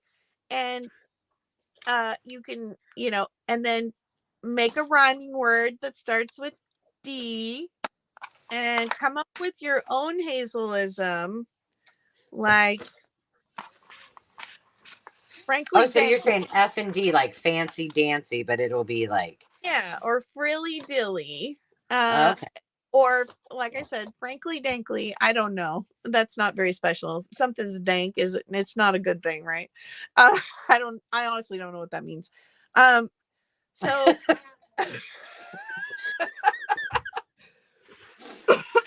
so come up with your own FD phrase. So if you need to pull up your dictionary and read through some F words and a good word that starts with F, okay, I'll stop saying F words. Where's your little thing right at your hands there, Angela, right? Oh my God. Can we let me live this down? This fandangled thing. Well, that's close, fandangled. There you go. That's an F and a D. Yeah. Are you asking me what that is? No, I was pointing. She doesn't want me to point out her. You said you had your little check sheet close at hand before we started, referring to the word F word. Oh, yeah. Oh, yeah, right here. Yeah. And Hazel's It's like, my no. favorite gift. It's my favorite gift I've ever received from. Okay, I'm just gonna tell the story because it's extra AF for sure. So I was watching Carol, or I was watching Hazel, and she was going, through. I don't know. You have got to watch this particular video. I almost wet my pants. I was laughing so hard. So she's showing this wonderful pad of paper that she got, and I could not stop laughing. At which point I texted Carrie, and I'm like, Carrie, you've got to go watch Hazel's video. I can't stop laughing. Which then I texted Hazel and just razzed her about it because I thought it was so funny, about these wonderful little things. And she just innocently said, I have no idea what AF is. And she just went right on. And I could, like, hours later, I would think about it and I would just start busting up in laughter, which isn't the first time that that's happened. It happens often with Hazel. So Hazel, what you should know is you get to, beyond your videos, we carry you through the day. Like, it's very much entertainment. I remember seeing a professional development speaker, and his advice was, make sure you live your life as an example and not a warning. So I think I'm kind of teetering close to the warning line there. After Angela clued me in, brought me into the 21st century, I said to my grown daughter and her man, I said, do you know what AF is? They said, yeah. Said to my son and his wife, do you know what AF? Yeah. Thinking, why am I not Googling some of this stuff before I just like blurt it out? Jeez. Hey, and speaking of that, look, Hazel, So I want to, so we don't harass you too much more about the AF. Do you see this? Oh, very nice. Very nice. So I have recently, we got some Happy Mail when she came into the US of A. And one of the things she did, and I think this is cool, and I kind of want to do it, is she sent us a page of I think you girls got these too, of different stamps, and she just stamped on some, this is like some graph paper, I believe, just different stamps she had. And I said, you know what would be so cool is to do a stamp swap where we just take our favorite stamps, stamp them like Hazel did all over, a piece of paper in different colors like she did, and just swap like we did our Deck the Halls thing. And then we have, like, I don't have that stamp. In fact, I didn't have any stamps that of the one she had. And I was like, this is brilliant. Yeah. So thank you for that, Hazel, because I really do appreciate it. And I will probably never own this stamp, but now I have a couple of them, and I thought that was great. So thank you. Well, and the beauty of that is that it's not going to cost an arm and a leg to mail it to anybody. That's what I was thinking, and that we could, international would not be a big deal. We could put it in an envelope, right? Yep. So I think we need to do that this spring. The international stamps are $1.50. There you go. Although I think tomorrow the postal rates change again. Well, and the other thing that I'm finding, I mean, not to bash on the post, they for the most part do a good job, but I ordered a gift for my sister. Her birthday is on the 21st of December, still not here. She said she ordered something for my mom and dad, still not here. My mom and dad said they ordered something like a month ago, still not here. So I don't know that it's necessarily even shipping, but I mean, if we do it soon, you might get it by Christmas. I don't know, but it seems there's a lot of delays these days. Yeah. Well, we're I getting do some not know. we're getting some funny ones in the comments. Some of the okay, so I love that you're extrapolating to real words, but Hazel doesn't use real words. Well, the first word is always real, but frazzle Frickin' dazzle. Drac. I like that. Got that one. But yeah, it's gotta rhyme, and the second word doesn't have to be a real word. Carol's a stickler, man. I can just imagine if you would have been a grade school teacher, you'd be like, nope, that doesn't count. Does not count. But no, I'm saying they're fascinating, dramatic. They're coming up with some real words. They're realists in the crowd today. Funky Dory. So one of the things that I could probably do this activity all day long, Hazel and Carol. My sister and I make up words forever. Like we just make up words. I like Stephanie's floopy doopy. Loopy doopy. Oh, and Carol Johnson, frippy drippy. Oh, Pretty fun, Hazel. We got a bunch of new ones for you now. you're gonna have to write them all down so you can use them. Incorporate into. Well, and Teresa's the expert on Hazelism. Things like the bee's knees and let's see. I'm trying to think of some that because Teresa put some in the comments one time on one of her videos. Yes, she did. That was awesome. See, and you guys wonder why my journals become exploding journals. Like, okay, this isn't so bad, I guess. But I just keep shoving stuff in. I better, you know what? I'm going to stop putting stuff in this journal. That's what I'm going to do. And I'm going to start my other one because I have enough stuff to do another one. And I can finish up. I've recounted the pages in my signatures like, I don't know, 6 or 8 times, and I still can't remember how many I have. I keep adding more, and now they're getting awfully fast. Oh, she was describing birds the other day. these nuthatches that lived in a tree they chopped down, and how she misses them. And she's like, they're so smart and fat and fluffy and cute or something. Like those were the things, and I'm like, gosh, I wish somebody would describe me as that. And that would be a positive thing. In the nicest way possible, right? Yes. Okay, this is ready to be sewn in. We're gonna call her good. We're calling her good. Well, how are we doing? We're at 2-hour mark. I know we just did a giveaway, but I'm gonna give away one of my sewing ephemera pocket packs. Awesome. Great, Teresa. And since we have had a lot of participation right off the bat with that one. Oh yeah, you're good. You got a lot. Okay, let me get my laptop back.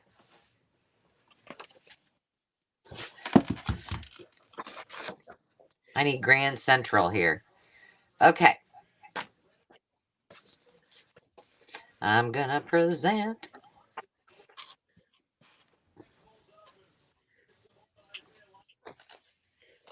Becky.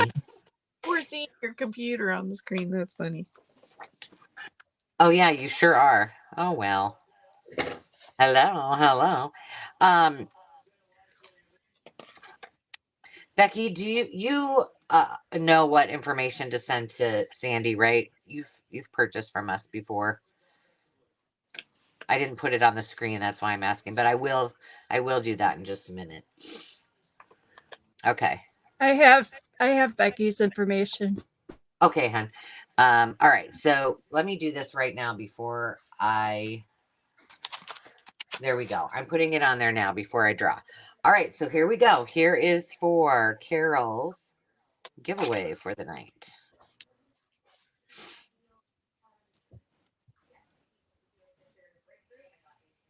Ooh. Jonna is the winner, the preppy crafty girl. So if you have not sent your information to Miss Carol before, take a second and do that. Congratulations and thank you, Carol. Yeah, and my email address is crinkledpath@gmail.com. All right, I'm going to put this back over here. So, Angela, maybe since, of course, I'd be mailing anything I do from Canada. So how about another giveaway, and I would just put together a paper pack with a whole bunch of pre-stamped images. That'll be fairly... I love that. Easy. I love that. And I would definitely consider popping in one of these too, because they're priceless. I'm hoping I get more because that one just sits right in front of my computer every day. I think about it. Teresa's asking if I would ever do another vertical journal. And I don't know if you know or not, but Angela bought my tree journal that is like a steno book format. So it opens up as opposed to left to right or right to left. And it does stretch the old brain, I have to say, to do it, but I'm sure there's probably another one in my future. And look at this thing. It is absolutely, I love this. I haven't, I'm going to personally take this to the RV. I don't want to trust it to Dave, but Carrie, check out those signatures. Like, look how perfect they are. I'm telling you. So for the meantime, this beauty sits right proudly next to Sandy's journal and right in my craft room. So I can look at them every day. Yeah, it's beautiful. I think you should do another one. Since we just did another drawing, we need to do another question. But I think what we'll do is just do another word, and then I have some. I know I'm not hear Carrie. We can't hear Carrie. Did she get booted Is out? she? No. I don't Oh, know. she's on mute. She might have had to step away. Yeah, I see her mute button on there. Okay, so let me find a word. We're going to do a couple. You ladies can all answer, including you, Miss Cindy, and then you guys can answer in the comments with the word. Hang on, I got to go back here. Jimmy Fallon is on which show? The Tonight Show? Tonight Show. I was trying to think if it was Late Show, Tonight Show. We're Oh. gonna do a little this. We're gonna do a little bit of this and that. Artist style, maybe. And so let's just say,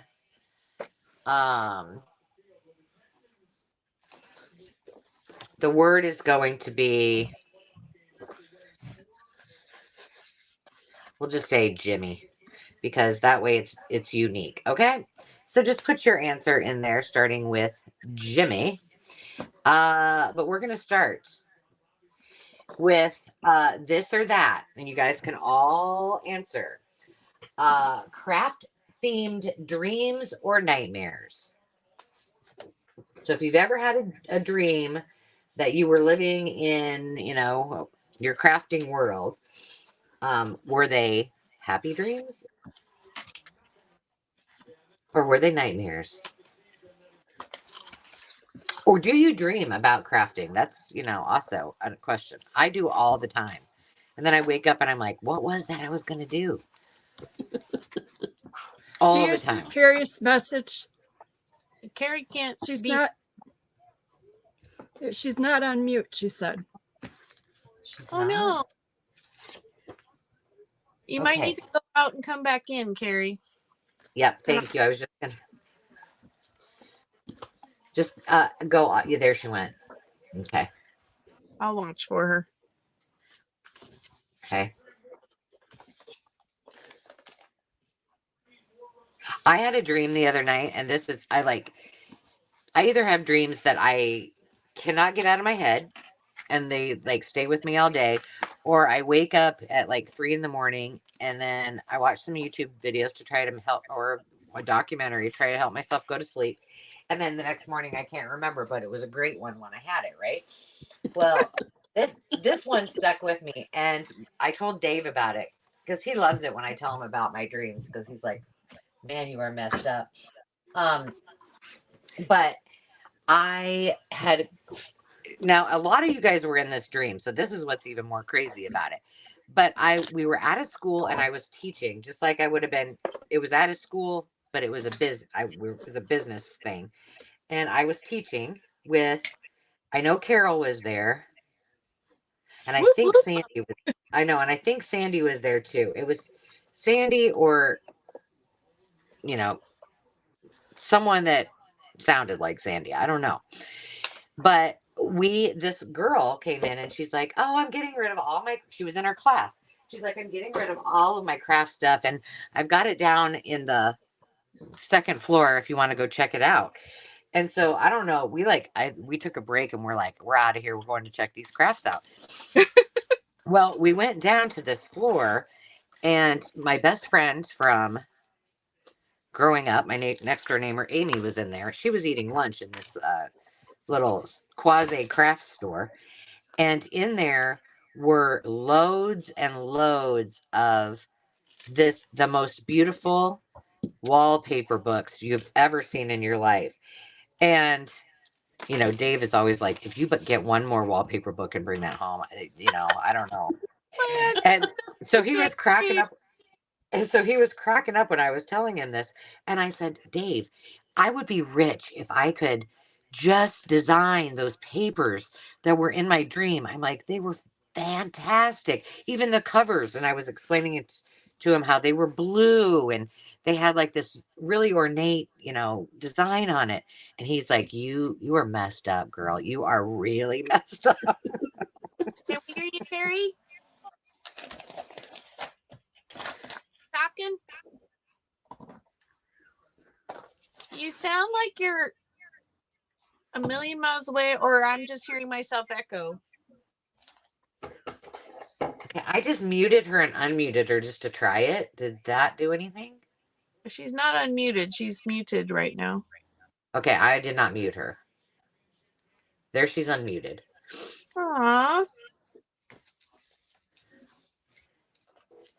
I bet her husband's watching football or Netflix. Oh, no.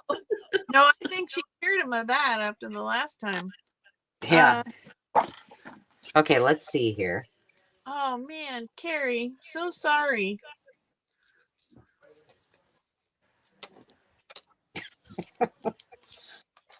Okay. Carol, your brass armadillo one might have been a nightmare. That was a little overwhelming for you, wasn't it? Hey, Candace. I Okay, had dreams twice this week about the Dolly Journal. And they were good. I mean, like, they were kind of like inspired me to go a direction. Like, I really wanted to keep the Dolly, but I just had no inspiration for how to put her on the cover. And I really wanted to use this quilted fabric. And so I had a dream that I put her on the inside. And there she is. There she is. I'm trying to troubleshoot for Carrie, and I just don't know. I've never had that. I had it happen when, when it recirculates and like takes you out, and then it puts you right back in right away, and then my sound is on. Let me just do something. See if she. Carrie, can you say something? Okay. I thought perhaps because I popped back on StreamYard when I did the giveaway that maybe that might have been an issue.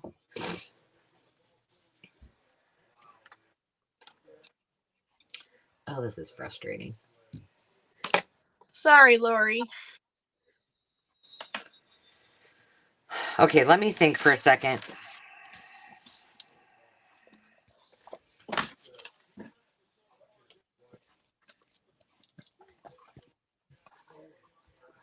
So, Sandy, I didn't see your answer to the question. You dream about your journals?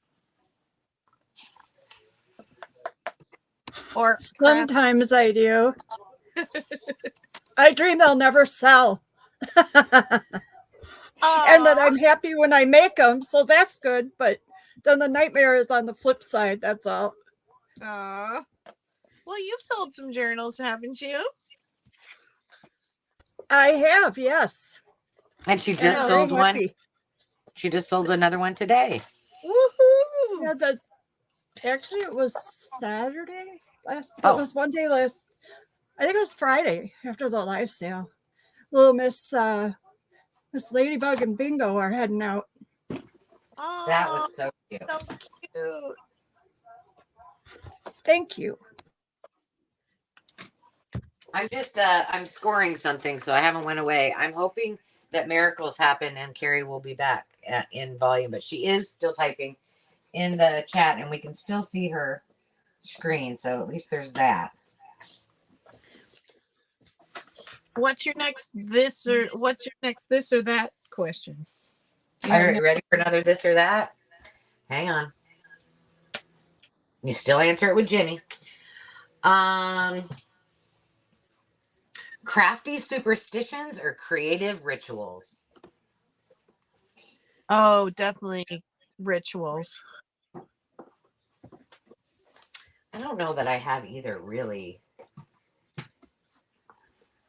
I think the sorting and organizing is my ritual. Well, okay, then I guess that is absolutely my ritual. Yeah, I sometimes get nothing done because I'm organizing. Hazel is organizing stickers. right, Hazel? Stickers? Oh my God, it was just totally out of control. I think that I agree with you that sorting is a very Zen type activity. And I tend to do those when I can't muster up the brain power or energy or whatever to do something more um, pretty or useful or whatever. But it definitely needs to be done. And I know envy is not an attractive quality, but I really do envy the people who can have a grip on their stuff. I have to say that one of my subscribers the other day, and I won't try to remember who it was, said that her dad always said that he's never seen a hearse pulling a U-Haul trailer. And I thought, OMG, is that not the best visual ever? Oh, that is awesome. So if we think we're taking any of this stuff with us, dream on. Yeah, well, let's not let my mom hear that, because every time I see her, she's like, "Oh, I've got a few things for you," and I'm like, "Oh, for the love of Pete, mother, mom." My son-in-law went, because my daughter and son-in-law live on the back of our property in a tiny home, another tiny home. And when we have the barn, I have a storage barn, and then we have the goat barn. And I use the storage barn for a lot of my ephemera stuff. I have file cabinets and shelving and stuff in there. And he had never really been in there. And he was like, "I've never really been in there." And I was like, "Well, here, I'll give you a tour." Did you And say so, at your own desk? yeah, so I took him in, and I was like, here's this, here's that, here's this. I said, this part's junk journaling, and this part's junk journaling, and oh, and then this part's junk journaling, and oh, this part's junk journaling. And he's like, his eyes are getting wider and wider. Like, you can tell he's thinking, "Oh my God, if we ever have to clean this out." And I said, "You can call my friends or just go on my YouTube channel. Tell them it's up for grabs." Or I said, "You can get a big dumpster and recycle it all." And he was like, "Phew."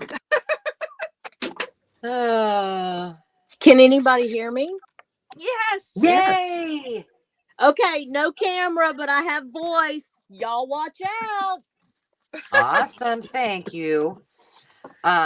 Yeah, I don't know what I didn't change anything on my side. I didn't do anything. So I just jumped on my iPad, right? That's bizarre. Yeah, I didn't. And listen, it's not the internet connection. It's not hubby's not on the. It wouldn't matter because I got a whole booster system out here now, so that I have full bars. You know what I mean? But it's all good. Yeah. I'm so glad to be in the chat too. So glad. Yay. Yeah. It made me think of something I wanted to. And did y'all see Carla Frizzell is here? Woo-hoo! Hey, Carla. Somebody else joined that I did not. I want to get in the chat too. Let me see if I can get. Let me Bonnie. see if Bonnie's here. Bonnie's here. Yes. Yay. There's Carla. Hi, kiddo.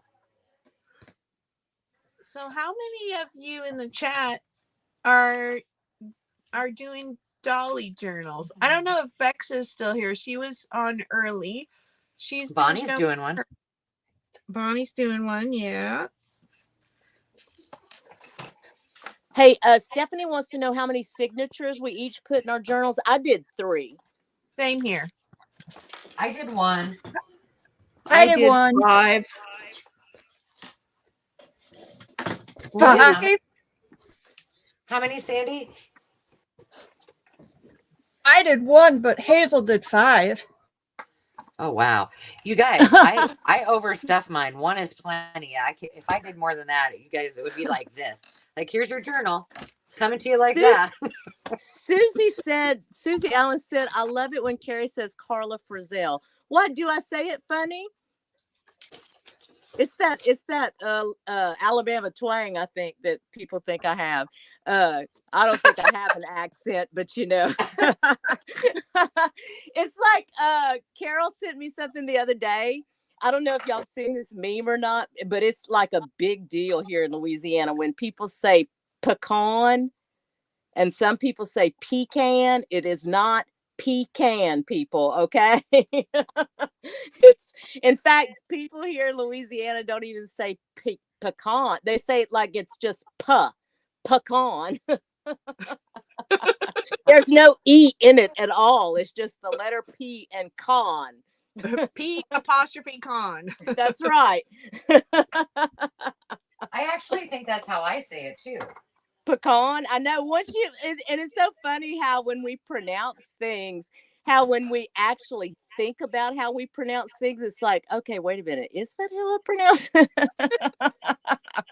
I think that's been one of the most intriguing things about all my YouTube friends is things that you say differently. And I say pecan too, so that's why I sent you the meme, because we say it right. Sierra says it wrong. Sierra says pecan.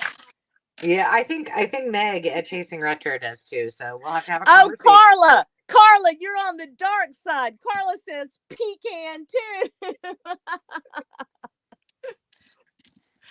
Well, my uncle Stephanie had a follow-up question about the number of pages in each signature. Oh. So I've got 5 signatures with 7 pages in each one. I don't know. 5 signatures, 7 pages in each one. Okay.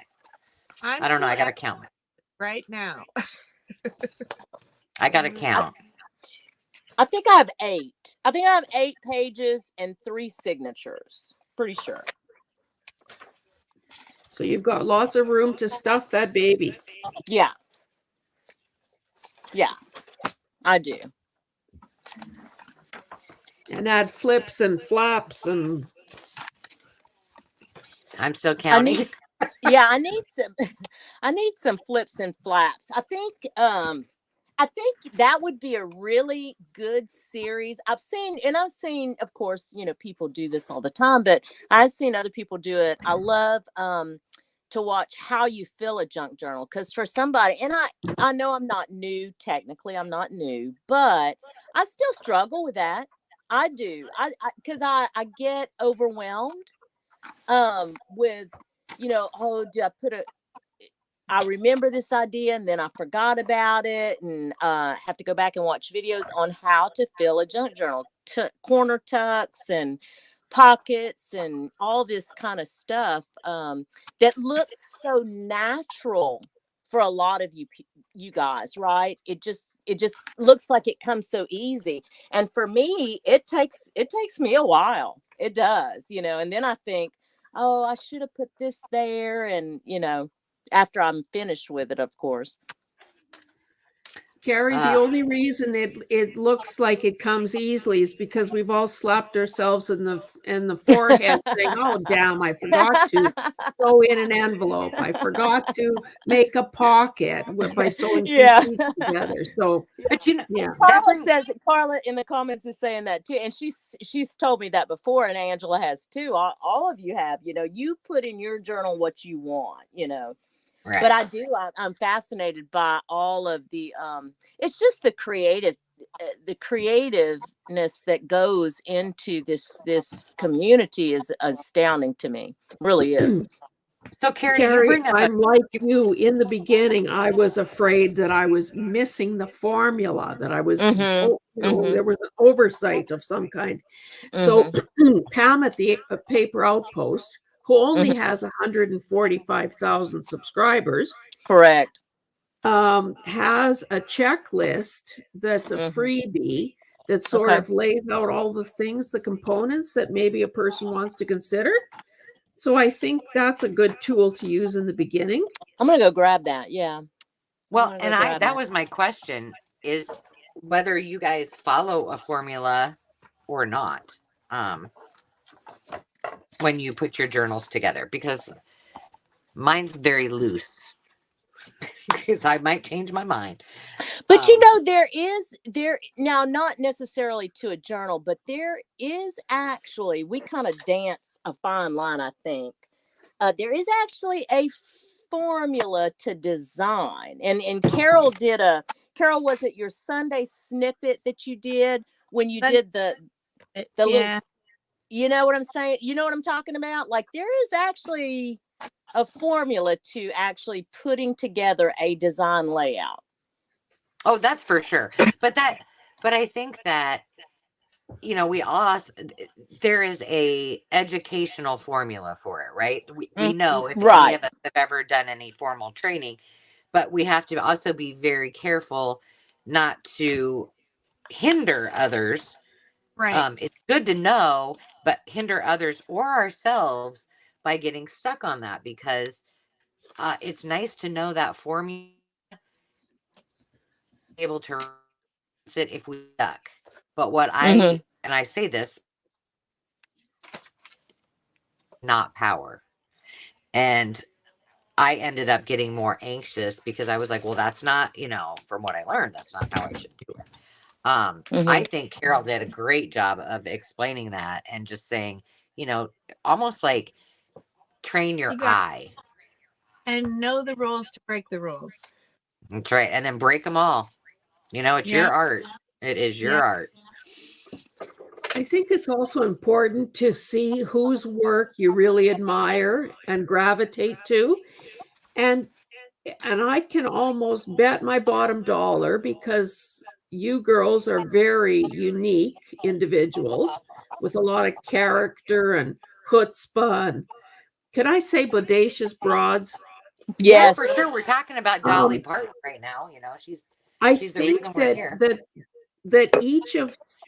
that none of us really want to do formulaic journals, where, okay, every signature is going to have 2 pockets and 1 corner tuck and 3 tags.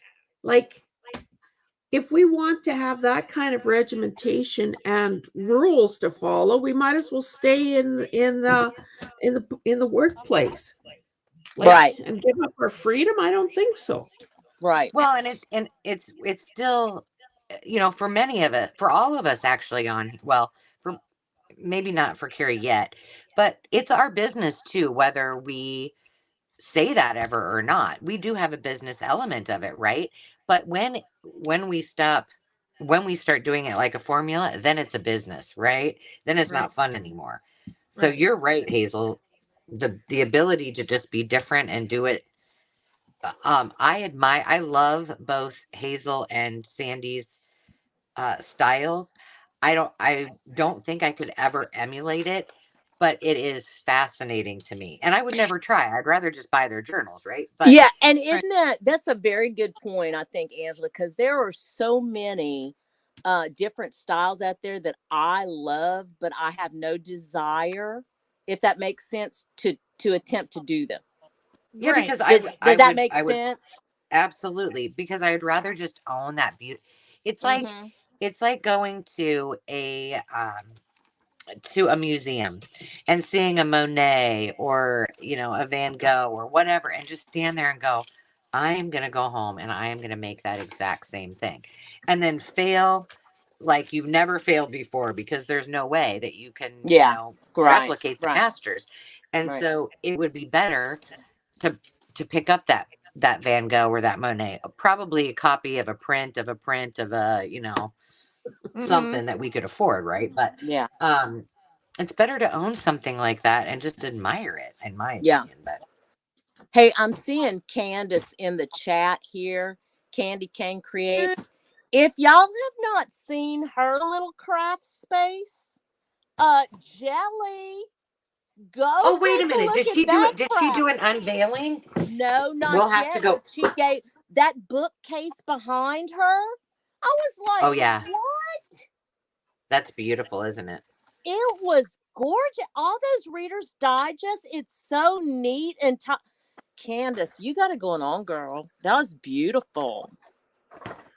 For sure. Hey, Kara Mia. Hey, Kara. Hey, Kara. Hi, Kara. I just love Leah says it's amazing to experience that moment when a journal you are working on guides you and realize it's taking on a life of its own. Very Wow. well said, Leah. Very well said. And you know, I want to say this, and I know Carrie knows it because I have told her many, many times, but I feel compelled to say it so everyone can hear it. But you know, everything we're talking about, and it just sparked the thought when she was talking about when it takes a life of its own, is that one thing, if you don't learn anything else from my channel, nothing. I mean, if you're like, I'm putting her on mute and I'm just gonna sit here and watch what she does, that's great. But I want every single person to remember that exact thing, that you are an artist, and that feeling that she's talking about is, no matter what kind of art that you design, and I know Hazel can say the very same thing. She's a painter as well. That you are an artist, and that feeling is real in every creation, no matter what it is that you create.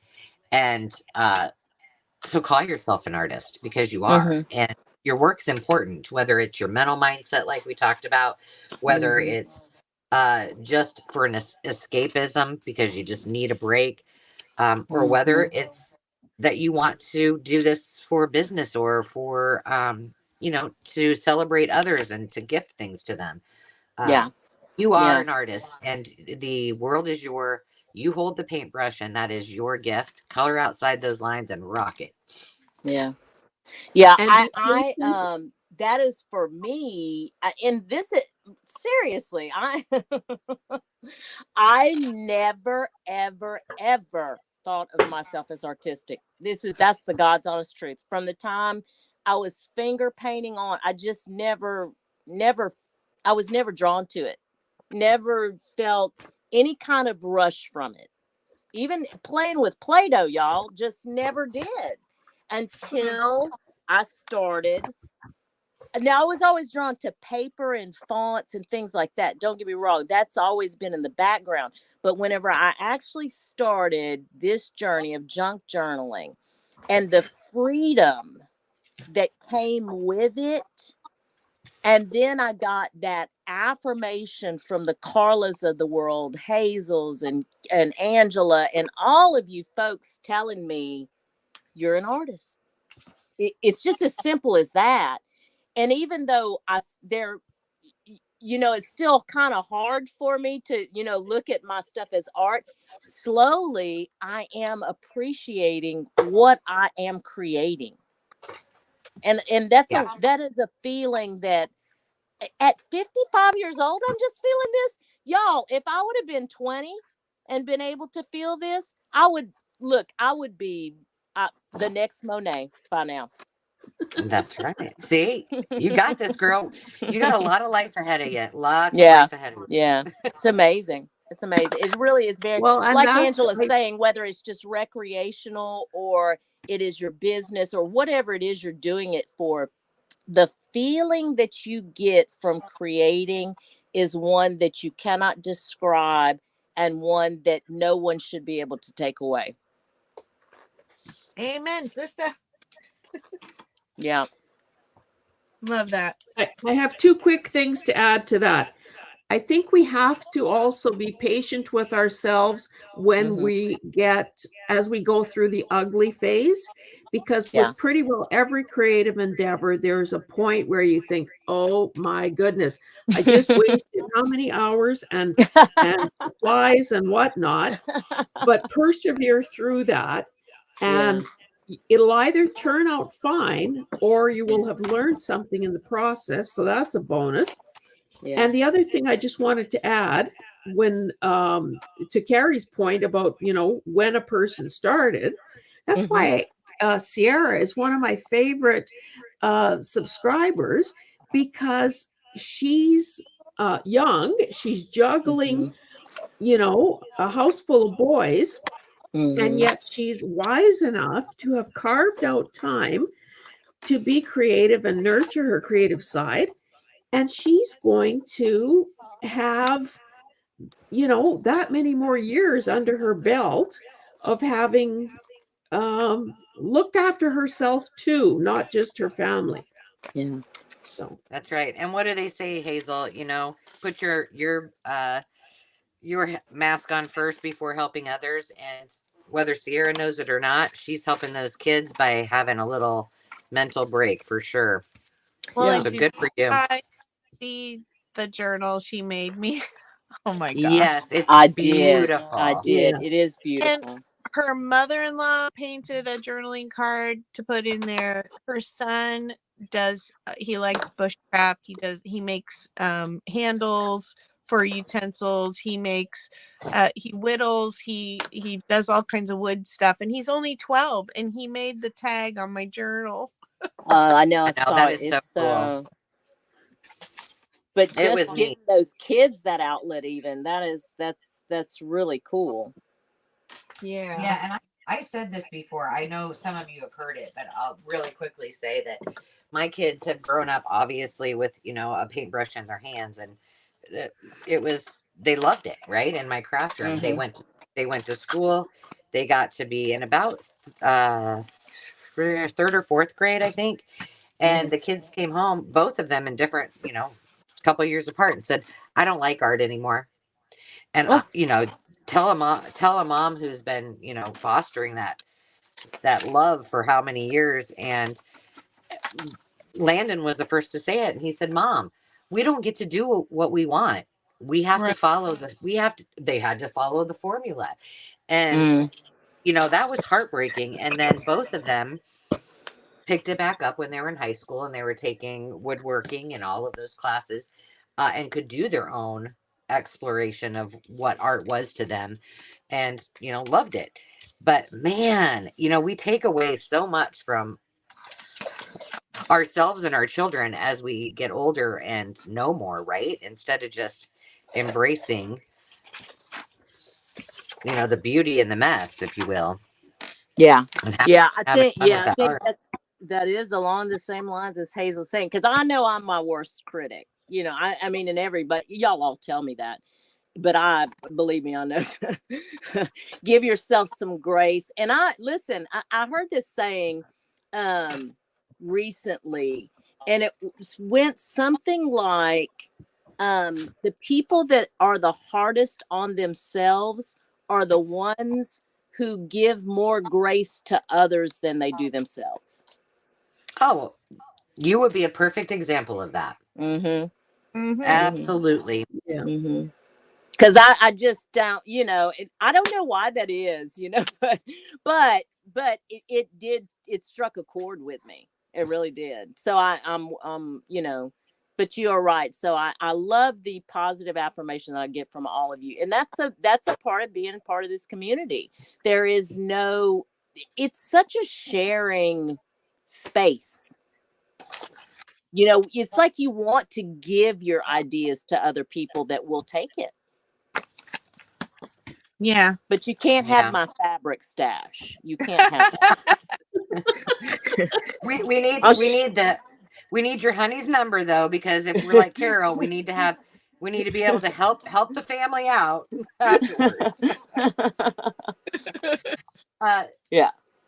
Jonna, that is so true. My mom always, taught me from the time I was little, and I've said it before, color outside the lines. Don't be afraid of it. Well, then you go to kindergarten and you're like, wait a minute, I got to color inside the lines. Yeah. Yeah. Don't give me a picture with let me just draw my own snowman or whatever it is. Yeah. Yeah. PTSD you got there, Jonna. I hope from your art I've seen that you've gotten over it. Yeah, she does some cool stuff, huh? Yeah, she also does great thrifting. Yes, she does. Yes, she does. I'm still kind of in trauma. I'm not going to lie now. I know, like Crafty Girl talks about the Dollar Tree going from $1 to $1.25. Let me tell y'all something. When my Goodwill went from 25 cents to $1.25. Oh yeah.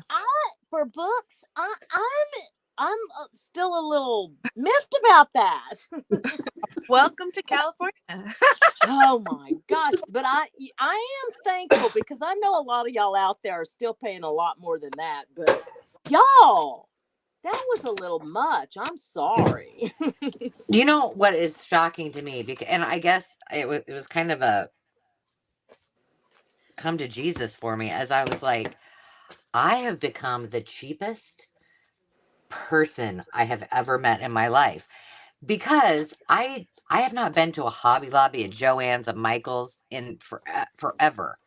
Uh-huh. And I don't know when the last time I was there, but the last time I was there, I was like, oh, I can wait on that. I will find it in a thrift store. I am not buying that. What? I don't even. Angela, it is I have. so funny that you're saying this.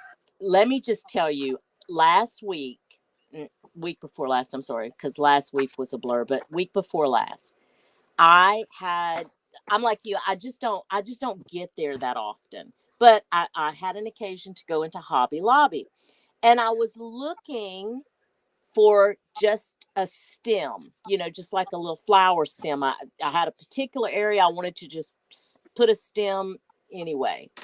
I hadn't bought one of those in a long time. And whenever I picked one up, and it was $14.99. Yeah, no, not happening. I I'll said, grow my own flower and then freeze. I don't care if it's 50% off or not. I'm not paying that. But the thing is I used to be that person before I really got into, I mean, even when I scrapbooked, I would pay whatever it was. But junk journaling, it changes, it changes you, man. Oh yeah. I mean, I would go clothes shopping or, if I needed something, I would buy it and I wouldn't even look at the price. I would be like, well, it's a need. So what difference does it make how much it costs? Now I'm like, okay, walk away, step away. You are not buying that. Ridiculous. Yeah, it's amazing how, but even just with inflation, because I used to buy those stems at Hobby Lobby all the time. They were not $14.99. No. They were not. Well, and it's a good way to justify, ladies, and gents, if you're watching, and to your spouse or your significant other, when they're saying you've got more craft supplies than you can ever. Well, no, you're budget saving. You may, but you bought 7 of these for the price of 1 paper pad at Hobby Lobby. Which, hey, by can the we way, talk about? I'm curious because I haven't had a chance to talk to you ladies in such a long time, but I am curious about the Makers Market.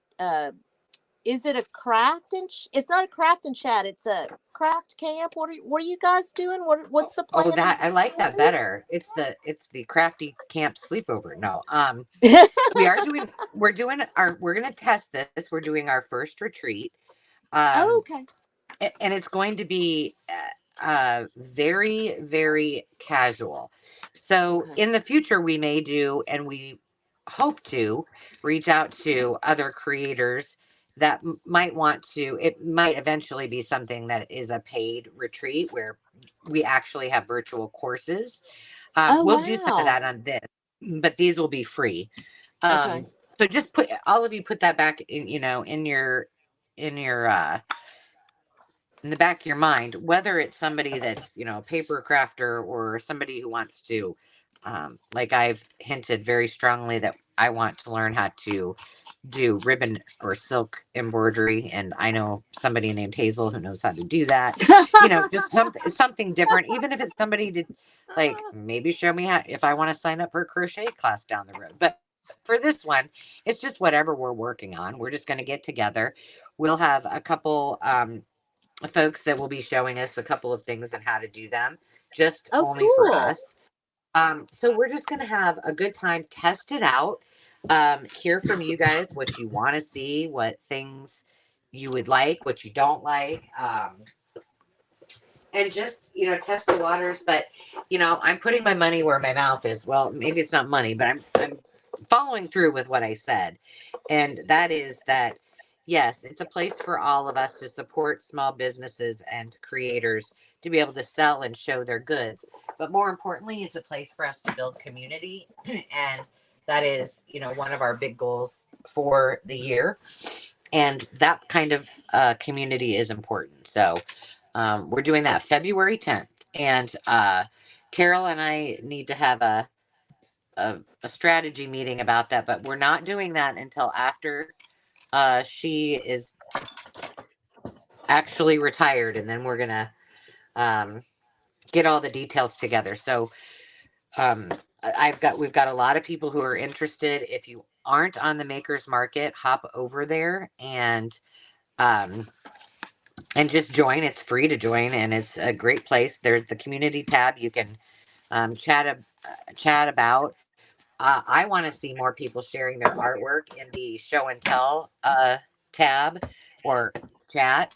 So I just love seeing other people's art, and if you know people beyond just us as paper crafters and artists that sell and that you love and appreciate. I know Carol from Lily Rose Blue has reached out to some artist friends that she knows. We would love to have a further diverse offering of arts and crafts, or if you know somebody that's what they do is hunt for vintage handmade items, those things, then please tell them to hop over and apply. We would love to see them there too. So thank you for asking, Carrie. That was nice. Yeah, no, I'm glad I remembered it because I've been wanting to ask y'all about it. Did now. Is there a sign up? Do I need to go back over? Because I did a comment in there showing interest, but I didn't know if there was a sign up yet. Well, I'm going to see. I have everybody kind of noted that are interested, and so I will just make sure that all of those people that I reach out confirm that they still want. And I'm just gonna. I mean, I already confirmed you, so Okay. So you don't have to do anything else. But because this is the first one and we're just playing, it kind of casual, I'll reach out to all those people, and then we may do something because we want this to go for, quite some time. But what we plan to do is like 3 or 4 hours, take an hour break, and then come back. So that way, if somebody can only be there, let's say the first 3 hours or 4 hours of the day, then that opens up a place for somebody who then could want to come in the afternoon, or somebody could come for all the time. So, okay. Yeah. Oh, cool. And we want to, it's limited because we can only put so many people on the screen. We want to be able to talk to each other. Okay. See what we're doing. Okay. Yeah. And we want to also, we're going to do it via this, through StreamYard and test it. But in the future, we may take a different platform to be able to get more people, more like a Zoom or something like that. But I need to, that costs money. And so I'm trying to, I already paid for StreamYard. So I'm trying to use what I've got to keep costs down for me. Until we figure that out. So yeah, the space is limited. So that's a great point, Carol. And to express interest, you need to do that in the community chat on the Makers Market. Yep. Correct? And you know what? Let me put the link up there really quick. I gotta grab the banner and then I'll click the link, okay? That'd be perfect. Yeah. Yep, you bet. Hang on. Okay, there it is on the screen, but you won't be able to obviously do anything. Veronica wants to know if everybody's going to be in the video or just in chat. So that's a great question. So we have room for I think I'm just going to say 8 because it depends on technology.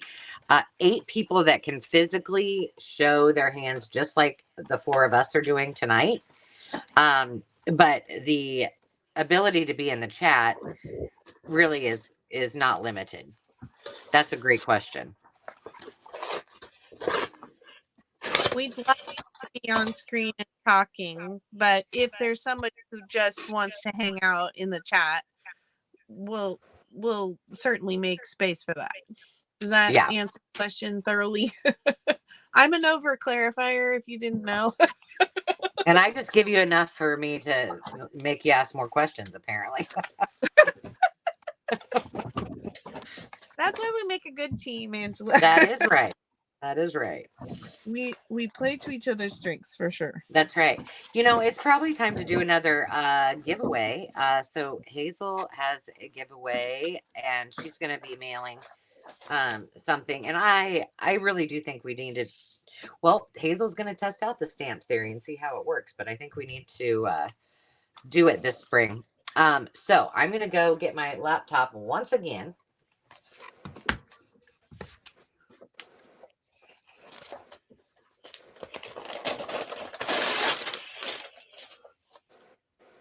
Stephanie, I probably will do a Google form on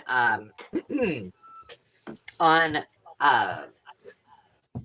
the Makers Market for a couple of things upcoming. So thank you for that. And you know, if you happen to be an expert at it and want to give me some advice, we can connect. Okay. So I've got to go back to StreamYard. So hang tight with me. I'm trying to stay off of here so as not to muddy up the. You don't need to have Skype for chat. That's the nice thing about StreamYard is we just send a link and then you just click right on that link and it takes you into StreamYard. So you don't have to have FaceTime. You don't have to have StreamYard, or I'm sorry, Skype. You don't have to have any of those other things. All right, here we go. So, and then I think Carrie and I have giveaways as well. So we need to ask another question. While I'm getting this ready, someone can think about another question, or maybe Carrie has a question. All right. I'm in StreamYard. Now I need to go to the giveaway tool. And it's telling me to refresh. There we go. Awesome. We have 50. Oh, and by the way, if you haven't already, hit that. If you wouldn't mind hitting that thumbs up here, that would be great. We would appreciate it. And also, if you haven't yet subscribed to all of the ladies on the chat, please do that too. I'm sorry. Wasn't it Jimmy? Yep.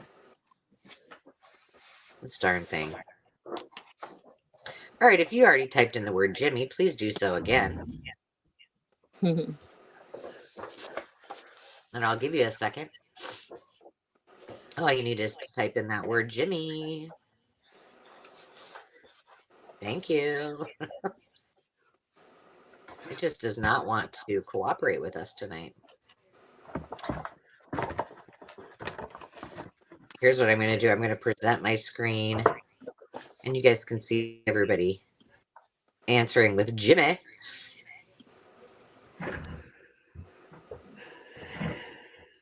I think you know what I did. We do a question yet? I think I have a question.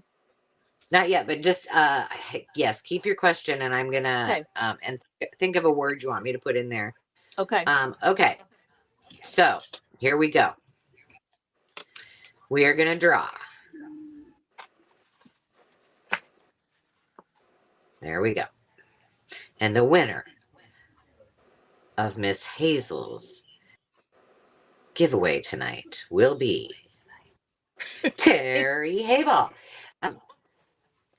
Terry, what I will do is Hazel, do you want me to reach out to her and give you her email, or? Well, she can just contact me directly. My email is in the description box of my videos. She is a subscriber, and yeah, we'll make that happen. Congratulations, awesome. Terry. Yeah, congratulations. And thank you, Hazel. That was awesome. I didn't want to just give out all of your deets if you didn't want me to. So I thought, well, I better ask. Well, can I put in a plug for the hashtag Happy Mail Movement? Please do. Okay, so those of you who may not know, I live in Canada, and there is a fellow Canadian YouTuber, Kim Newberg, who lives in New Brunswick, who started, this was at some point in late 2023, started a hashtag called Happy Male Movement. And essentially, I think at this point that there are 9 of us, 9 channels that are participating.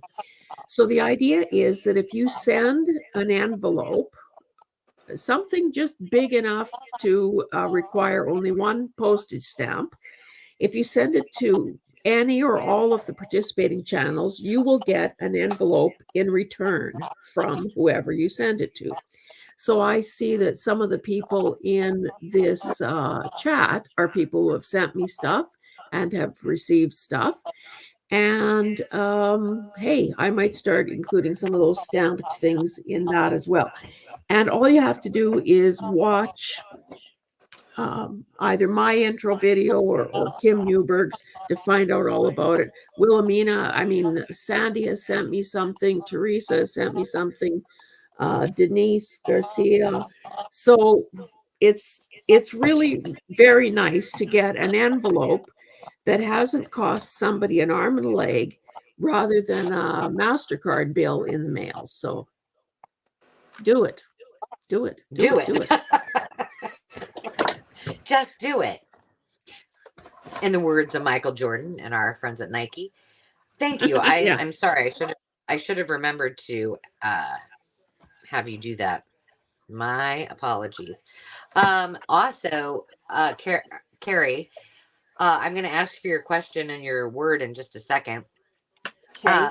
But also, if you haven't participated, I would highly suggest that you also consider doing the tag your turn. I am now doing it on a monthly basis. I'm not waiting for anybody to tag me because I'm a rule book breaker. So I am just doing my my goals, evaluate every month in my tag journal. I'm making a new tag for the month, and then I'll tag somebody else that can then play along. So if you want to be tagged, just leave a comment here or on any of my videos, and I'm happy to do that. But that hashtag was originated by our friend Carrie, and I wanted you to, if you don't mind, Carrie, just tell us why Yeah. tag turn and how they can play along. Thank you so much, Angela. I'm going to tell you something. This hashtag tag your turn, my original thought was just that. I wanted something to be simple, but I wanted really selfishly, I wanted ideas. Really is why I did it. Because again, there's so many great creators out there. And I thought to myself, if I just keep it simple enough, I'll get people's ideas. I'll get to see different styles and creations and all this stuff. And I wanted tag ideas, really and truly. That's it. It was as simple as that. Now, what it has become is phenomenal. I mean, guys, I don't know if you have seen it. There is a playlist out there that I have out there if you want to just run through that playlist. But I've got videos anywhere from 10 minutes to 45 minutes long. You can sit and do a process video, or you can just show us the finished tag. It doesn't matter. It's just as simple as that. You can do any style you want. And I've had it's gone where all has it gone, Angela? Australia. My Australian friends, I love the Aussies. I love those ladies so much.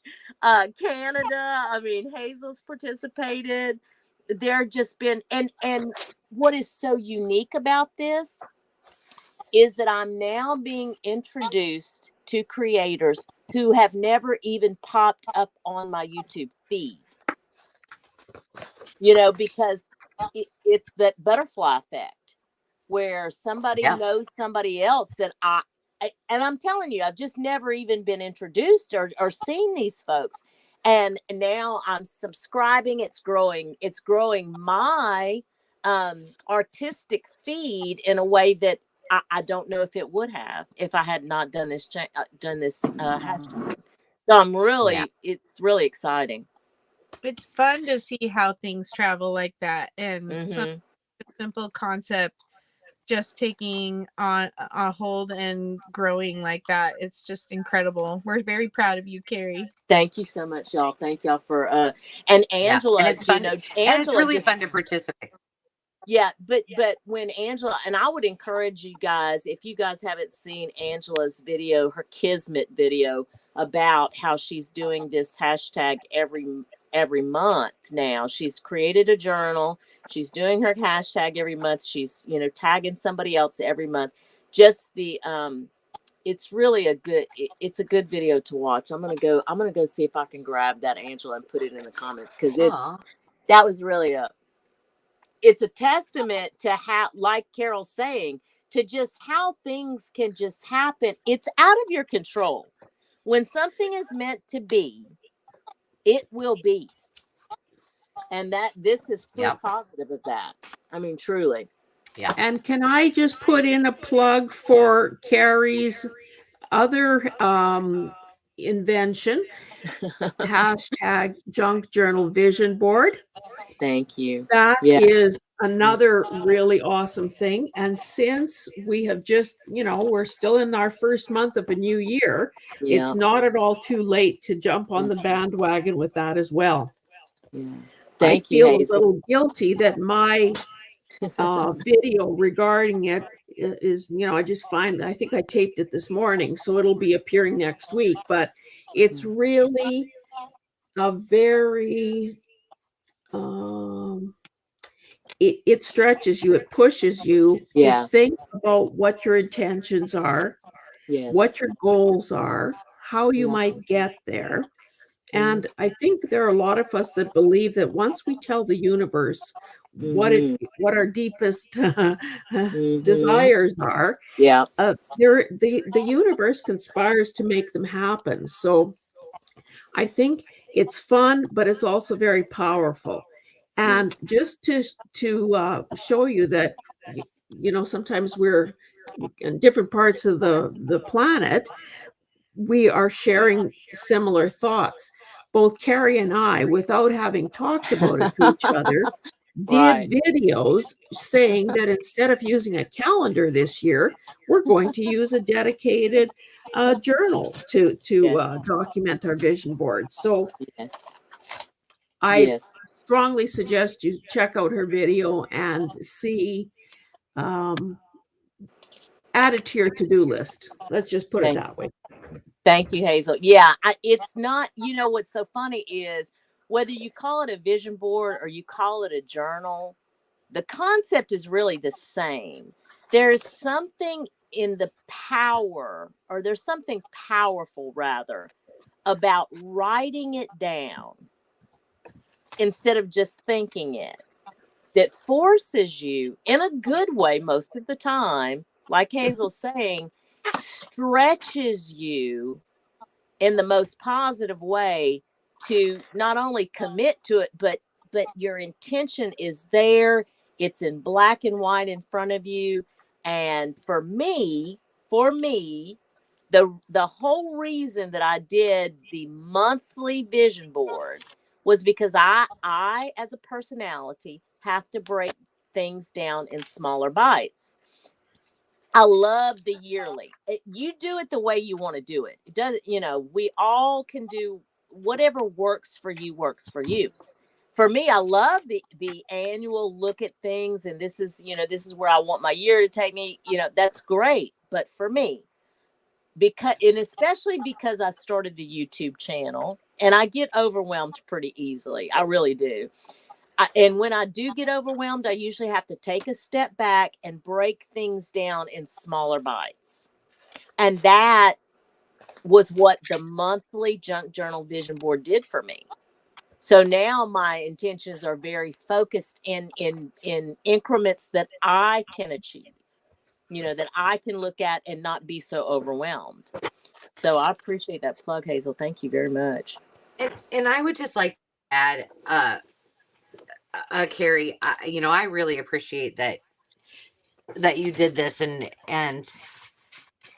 it is something that you can coach people on doing this and try to encourage them, but until they really do it Right. and experience it, they really don't know Right.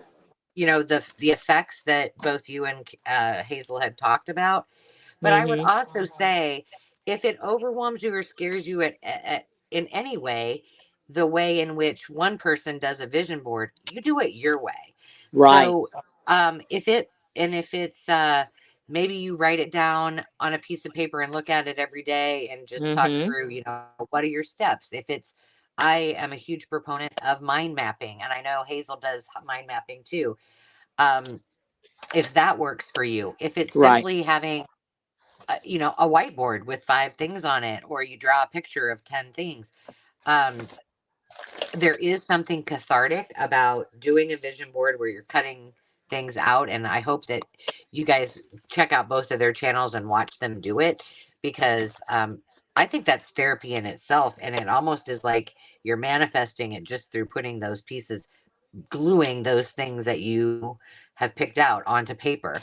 But if that's not how your mind works, it's better to do something than nothing. So please watch the ladies Right. do that, and then you pick what works for you, and just do that, because a mind is a beautiful thing, and if we're inspired every day, uh, and we execute in a way that works for the way that our minds uh, process, then we're doing ourselves a lot of benefit in the long run. Right. Right. Exactly. Um, hey, you're gonna give me a question, girlfriend, or what? Yes, I'm going to give you a question. So here's my. Well, first Whoops. of all, tell me the word. What's the word? We did Dolly already. Yeah. We did Dolly, and we did Hazel, and we did Jimmy. Let's do Carol. Oh yeah, let's Okay. do Carol. Since we got names, let's do Carol. Yeah, Okay. that sounds good. Let's do Carol. Tell me your favorite Dolly song. Which that's an awesome one. That's an What's awesome your one, because favorite? Carol came up with something, and she's like, "I was thinking about this." I said, "I got you, girl.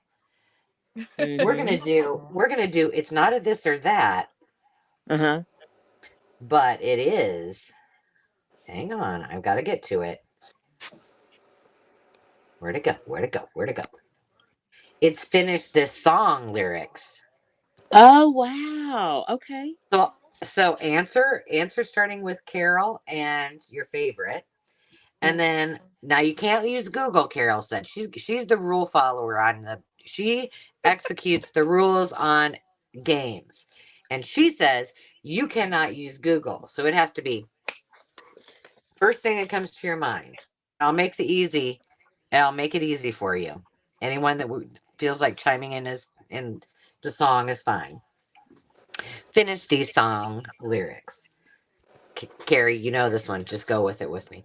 Jolene, Jolene, Jolene, Jolene, Jolene. Now, Jolene. don't sing the rest of it. We got to see if anybody's going to get it right now.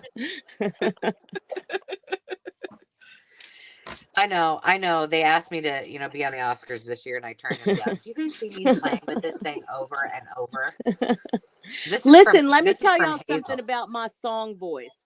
In my car, I sound just like Mariah Carey. I don't know if it's the acoustics or what it is, but there's that.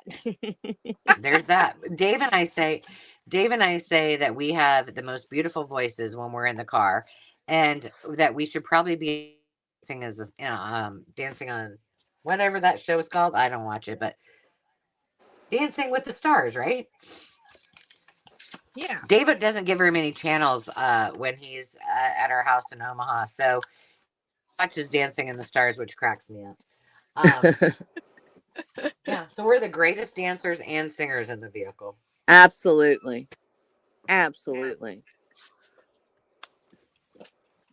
Okay, you want another song?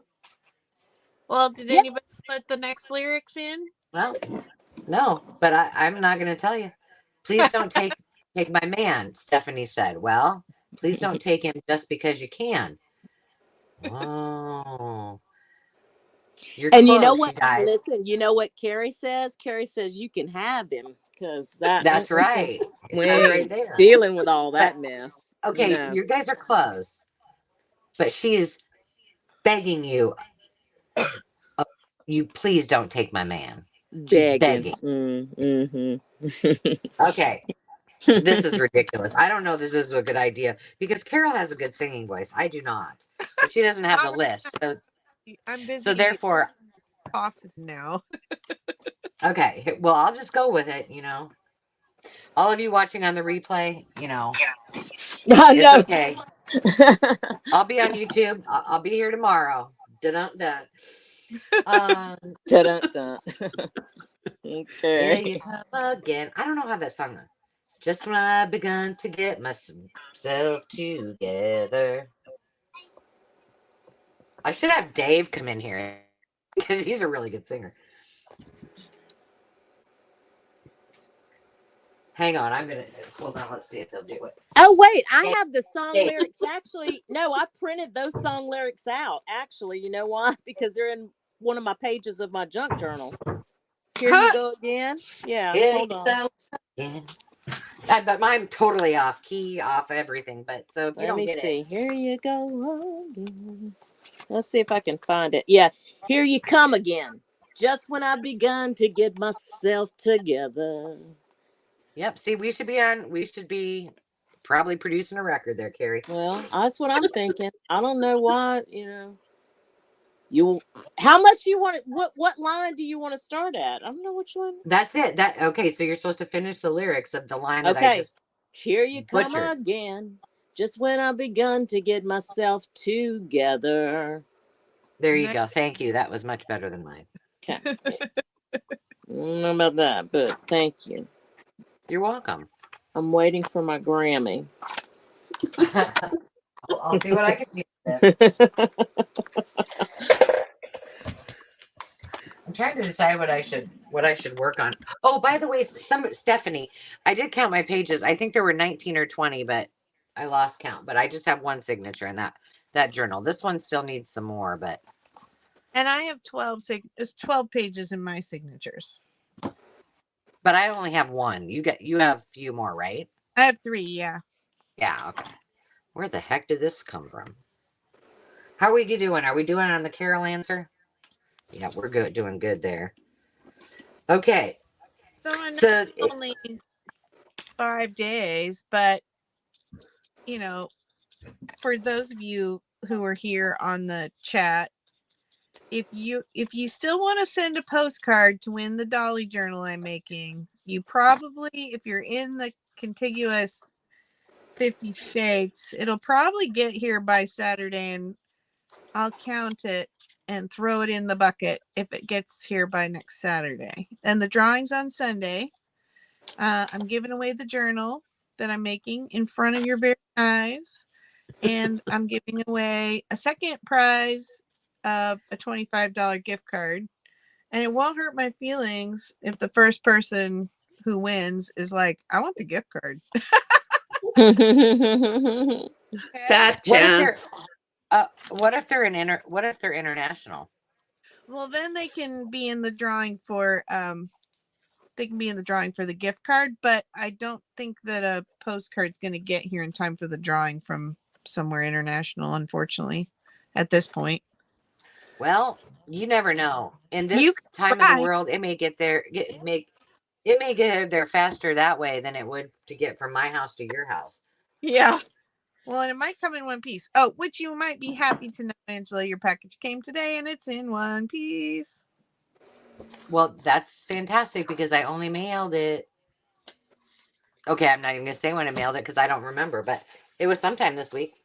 So that was pretty fast.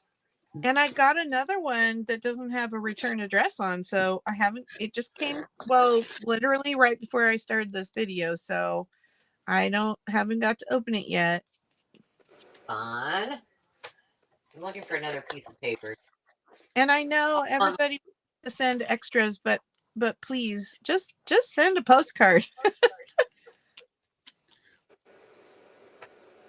It's no fun to have a giveaway with only, a dozen people in the bucket. Although those people are really you're It's no fun to have a giveaway with only, a dozen people in the bucket. Although ooh, I just got like double time. Well, your package came with a lot of rules and stipulations, so I hope you can follow the rules, Carol. you're getting back at me, huh? Yep. Giving me a taste of my own medicine. You got it.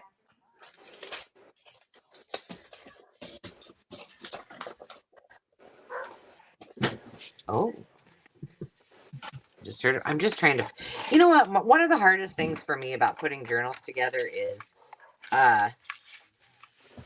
picking out my paper. It's like, I sit down, I pick one piece of paper, and then I'm like, oh, well, now I need this. Now I want that. And then I'm like, oh, Do what you other get stuff? overwhelmed with the paper picking?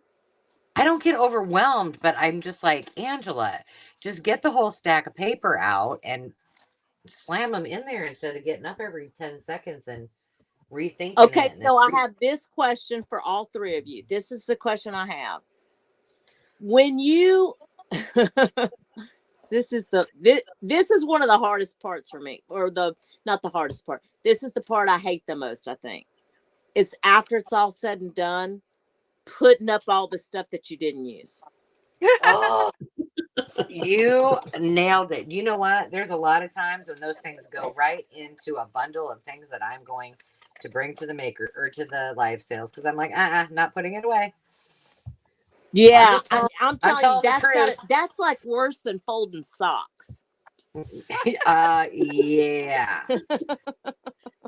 Can anyone say 4 tree journals? I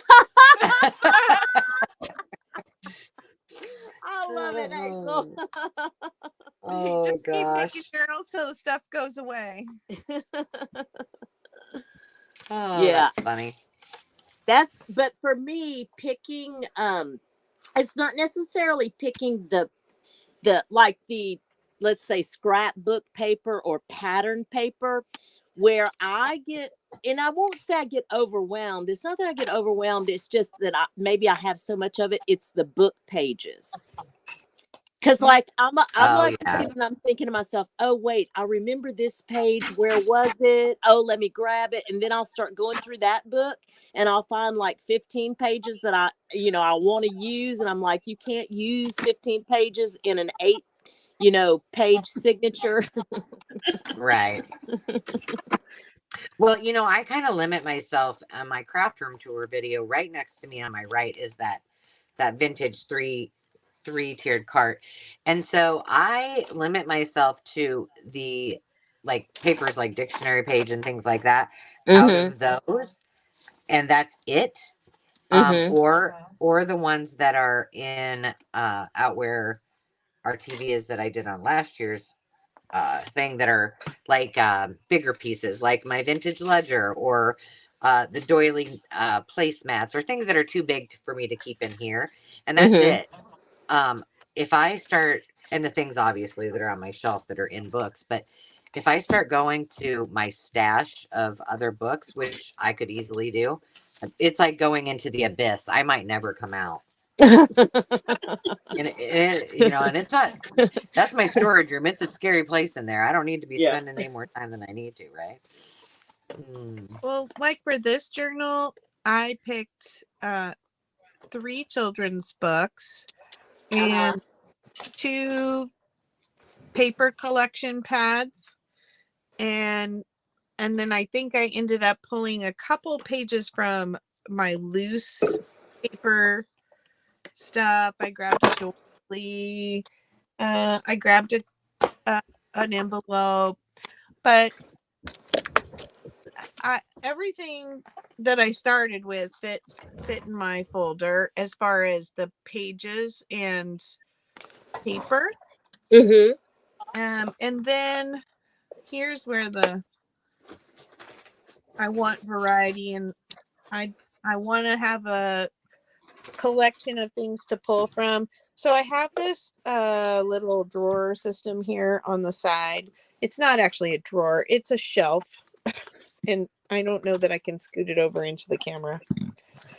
So here's stuff I got kind of in Happy Mail or whatever. And then this little thing is all dividers. And I fill about half of it with stickers and washi and ribbon and lace and some wallpaper and stuff. Because I just want to have stuff here now that it's taken me this whole time sitting here to get my 3 signatures done. And now I want to go and start pulling stuff from here to put in here. And I want to have a variety right at my fingertips. But I'm kind of a little OCD about sorting. Where my trouble is, because I'm OCD for sorting, when something new comes in that I'm like, oh, I don't have a place for that, then that's when I get, book piles and stuff. But I'm with you. Exactly. Like I should, and I think to myself, I should have thought about buying this because I don't have a spot for it now. It's going to make me stressed out. Yeah, I'm exactly the same way. It doesn't have a category. So now comes But the fun part, pulling this stuff. But I have a place where this stuff goes back pretty easy. I have a drawer for napkins. I have a drawer for stickers. I have a shelf for wallpaper. I have a ribbon bin. Yeah. Yeah, mine doesn't. I have mine all organized to go back. I just don't like to put it back. And here's a question I have for anybody that can answer how to do this better. But when I source for my things, and you guys saw my system, it's it's one 12 by 12 thing and one zipper pack, and it stands up on end. There's a place for all my pre-made ephemera, all the things, right? Whatever you. But I get every stinking thing that you could possibly imagine that may possibly go in that journal. And I can't stop sometimes. And so the thing that it's not really overwhelming. Well, sometimes it can be. It's more of I have too much stuff, and mine is I can't stop, because then I'm like, oh, because what I do is work my entire room, work my little shelf out there in the living room, and pick from everything. So if I miss something, like, oh, I didn't do dangles, then I go get all the dangles. I think, well, I might use that. It's the same colors, and then pretty soon it's so stinking stuffed. I don't know what to do with all of it. And then I overstuff my journals, which I'm fine with that. I can be known as an overstuffer of journals. That's just the way I am.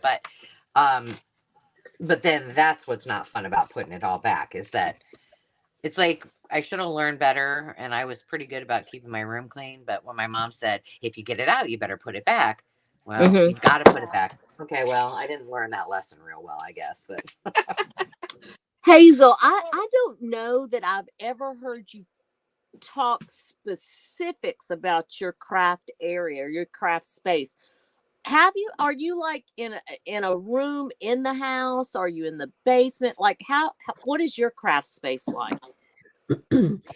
I do have a dedicated room, but I've also overflowed into other areas of the house and the farm. Now, I need you to repeat that 5 times why my husband here was designed, like we did an addition to the house about 4 or 5 years ago. Now, if I would have known then that I was going to be junk journaling, I would have designed the room differently.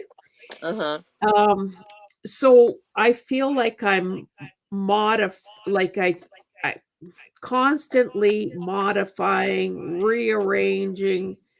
I just love, like I must be part voyeur or something. I love watching craft tour videos because they're as different as the people doing them.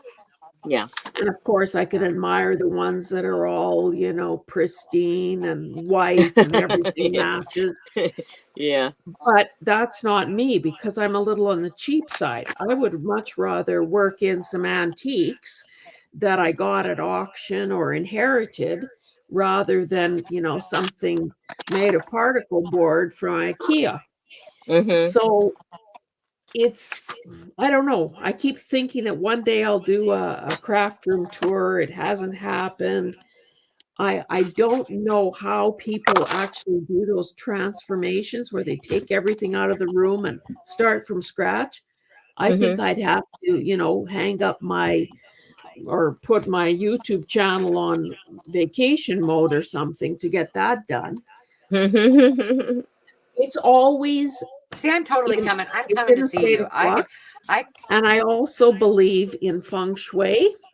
So I'm sure I'm probably the only person out there that believes that I have to have my space, my desk facing the door.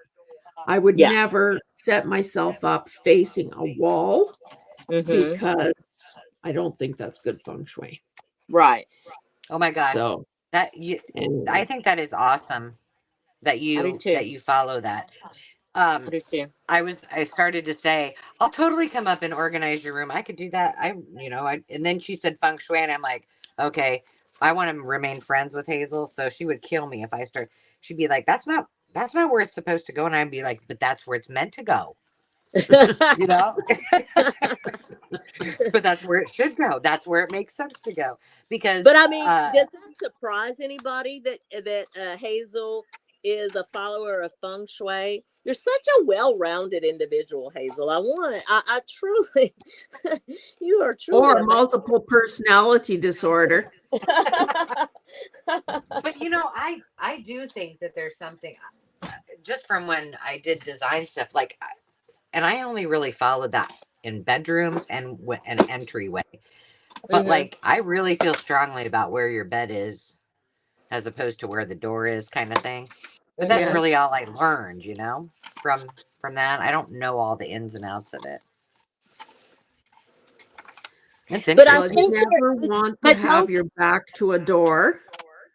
Like if you've ever been in a conference room or around a board table or something, you don't want to be that person with your back to the door. If you have the luxury of setting up your own office, you want to have a decent sized desk to accommodate the wealth that is coming to you. And you want to also be facing the door so that no one can sneak up on you.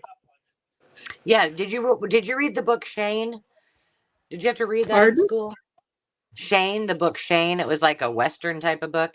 And he never put his back. He was like a poker player and he never put his back to the door. Yeah. See, that's where I learned that. Bad things happen. And then you decide to move into a tiny home.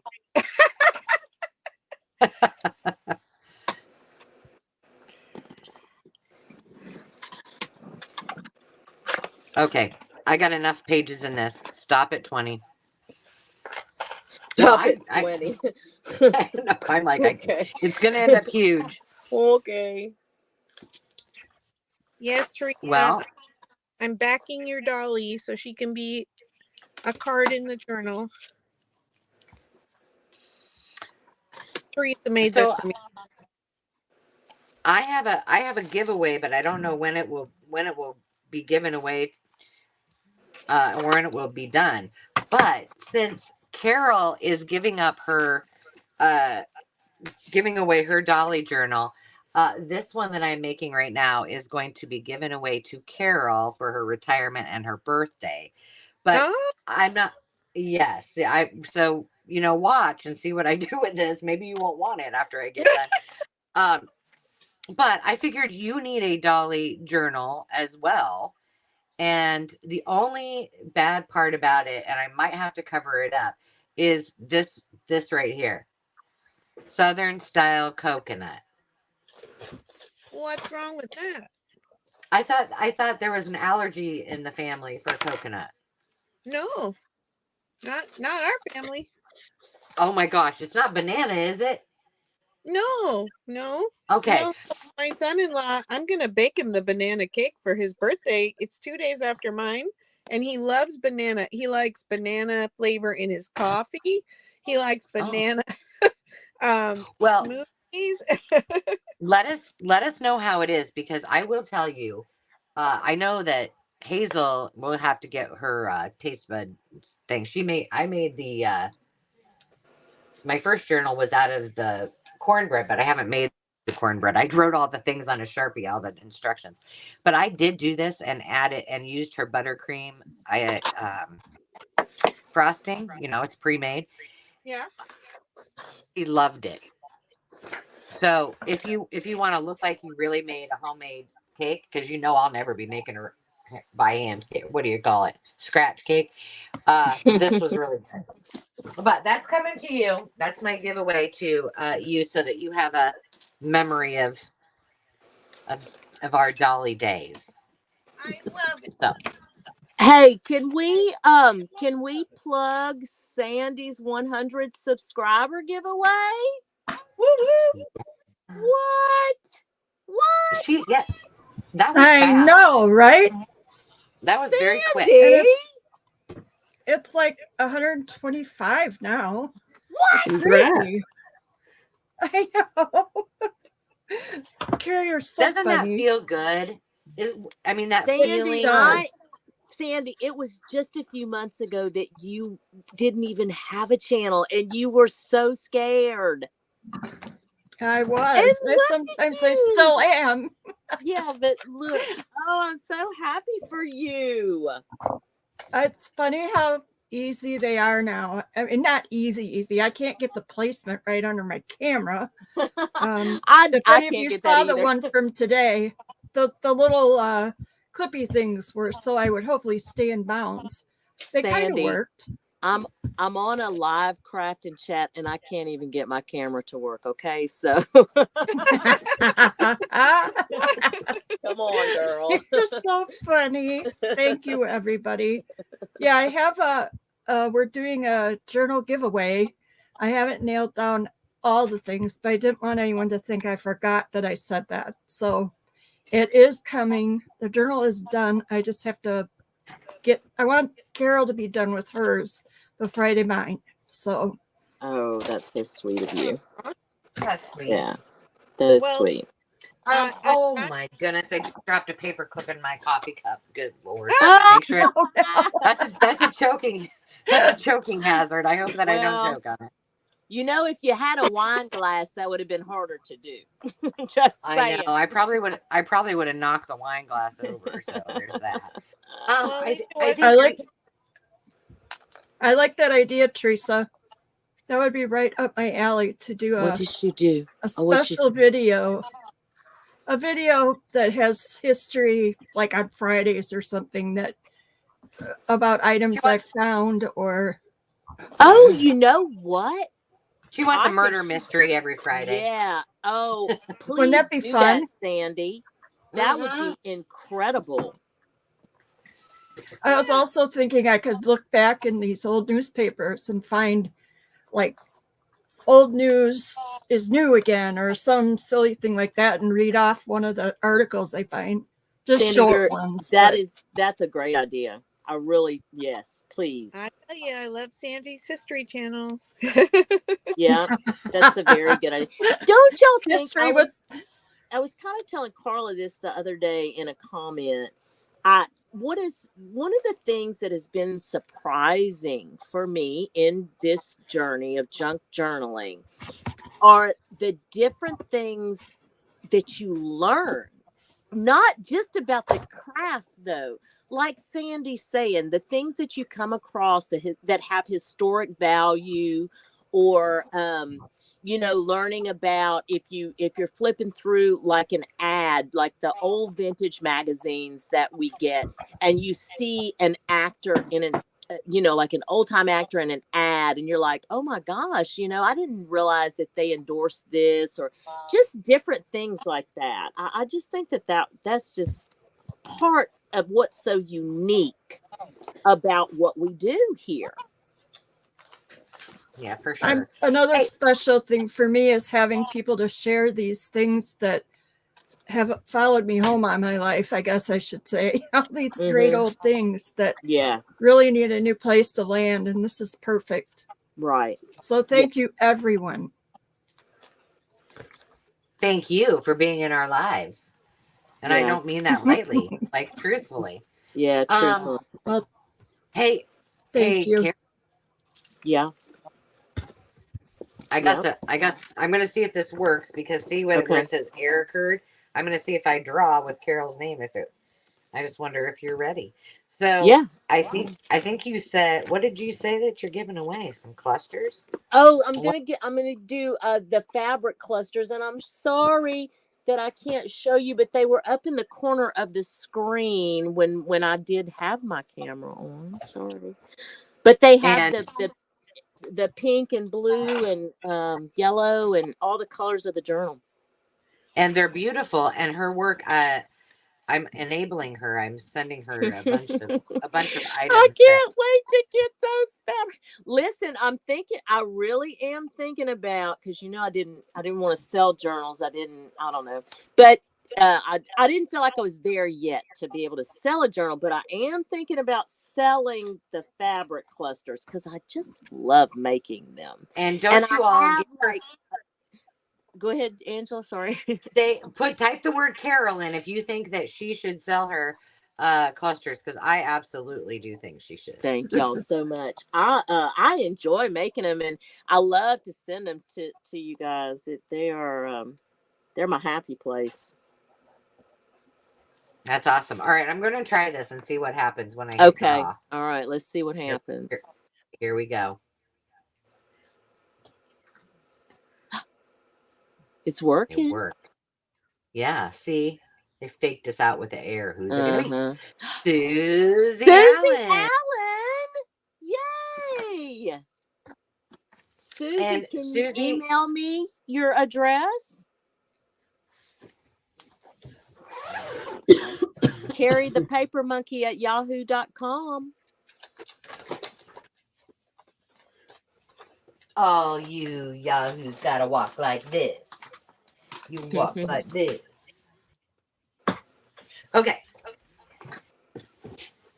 Let's see, we have one last giveaway. So I need to come up with a question. Does anybody have a question? Anybody? And a word? Let's see.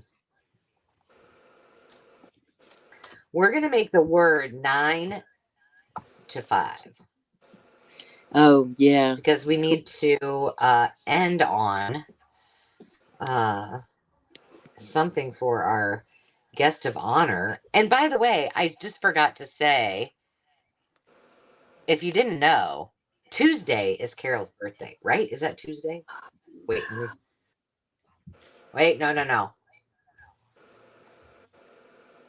Yeah, Tuesday is your birthday, right? Am I right? I don't know. Carol.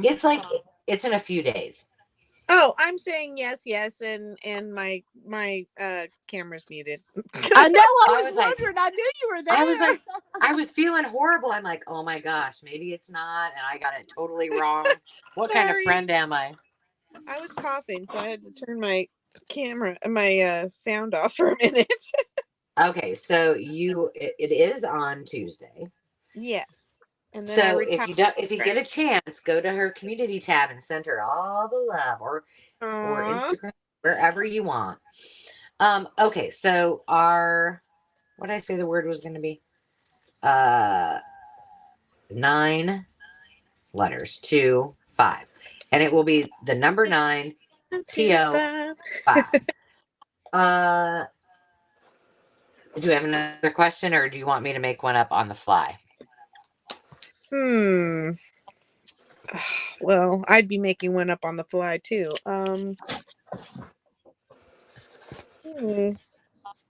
The number's 9 to 5. 9 TO 5.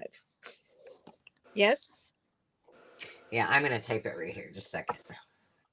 Now, if I'll redraw. I promise, because I'm not gonna give myself my own giveaway. Okay.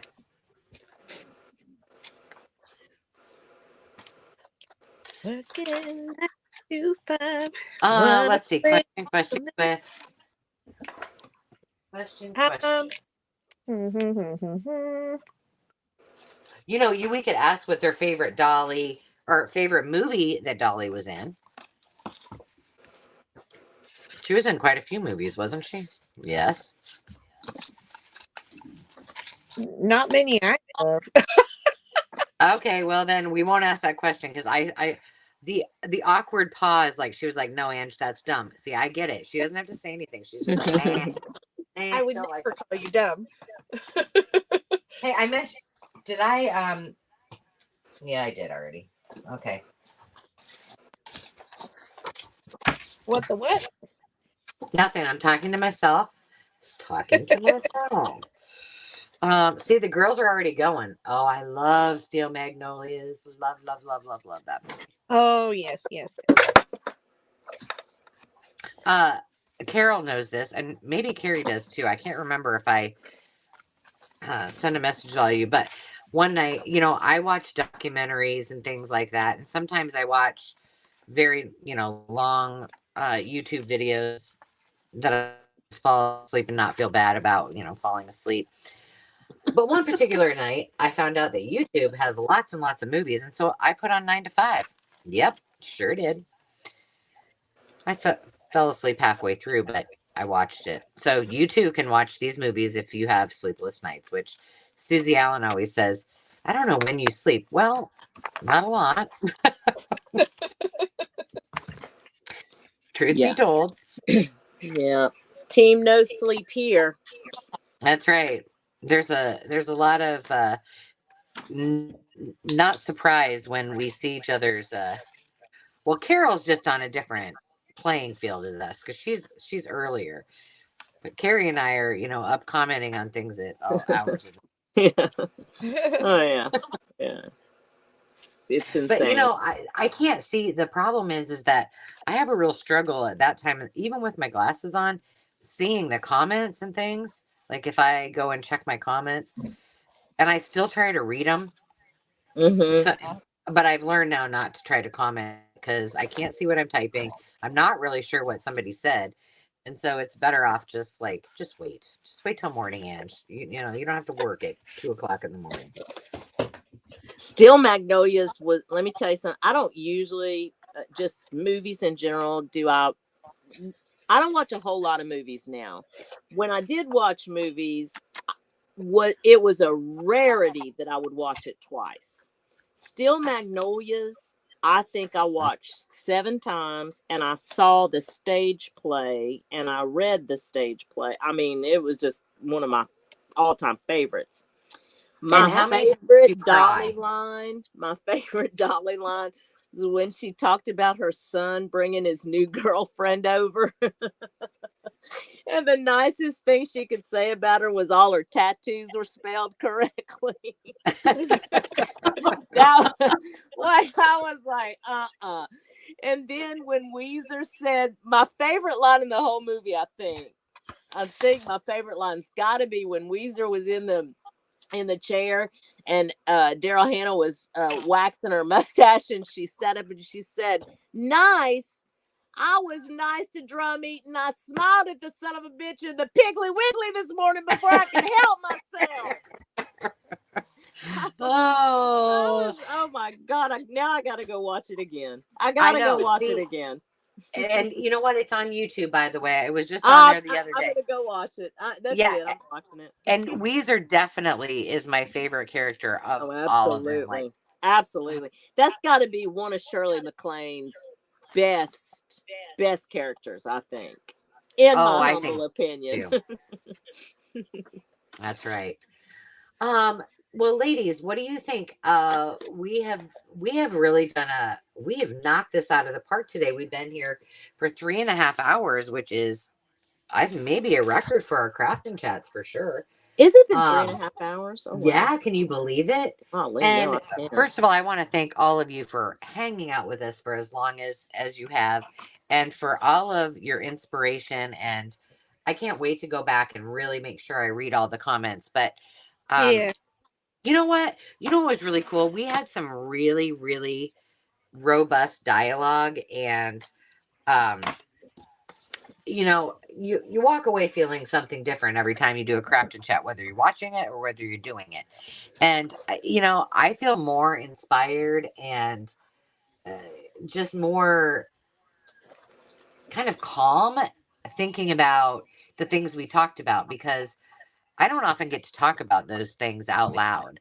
Uh, Yeah. I think them in my head, and it's really nice to be able to articulate those things or hear those things from others. And I hope that all of you who are here with us feel the same way. So, and thank you, ladies, for all your inspiration, for your wise words, for your questions, and just for being here. And I hope you enjoyed it as much as I did.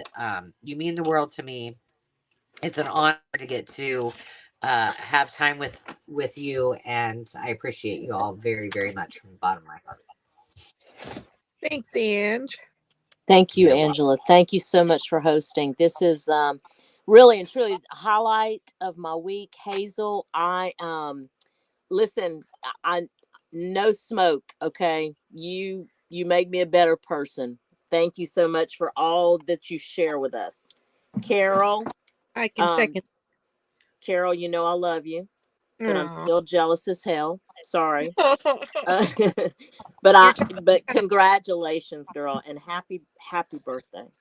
Thank you. Thank you. I really appreciate this. Like I said, you know, my family celebrates me, but this is just I'm blown away by the friendships that have come through YouTube. I can't say it enough. Get out there, have conversations, because you guys understand me like none of my other real life in the circle of my neighborhood friends do, because they don't understand this, and this is such a big part of who I am.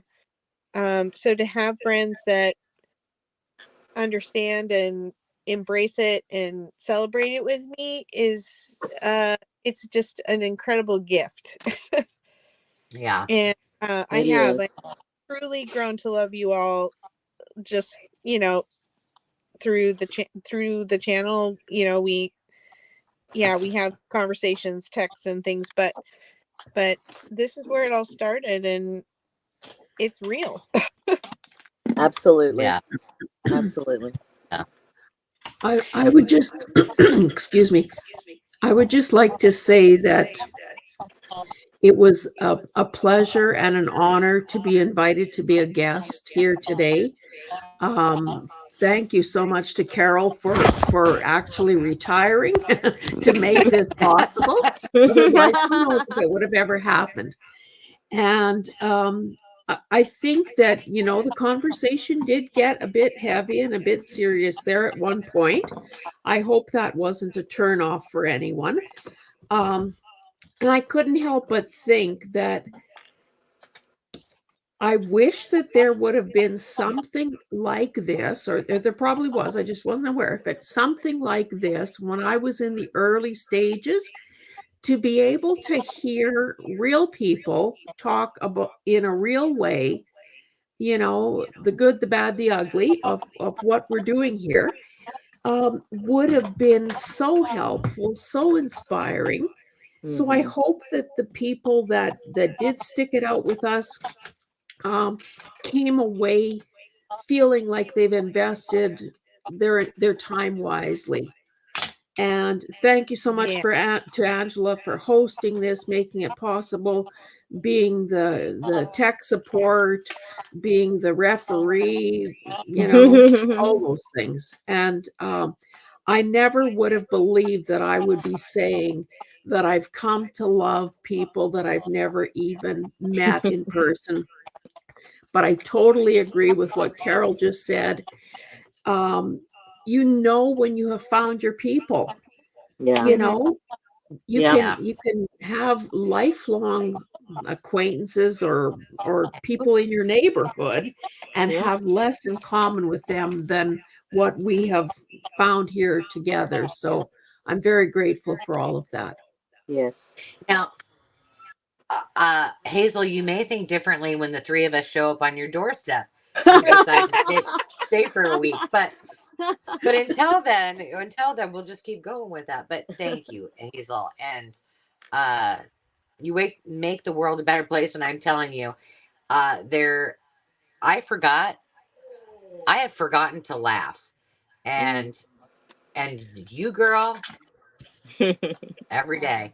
I put Every you day. on in the car and listen to you on repeat while I'm driving when I really want to swear at people on the road for being stupid drivers.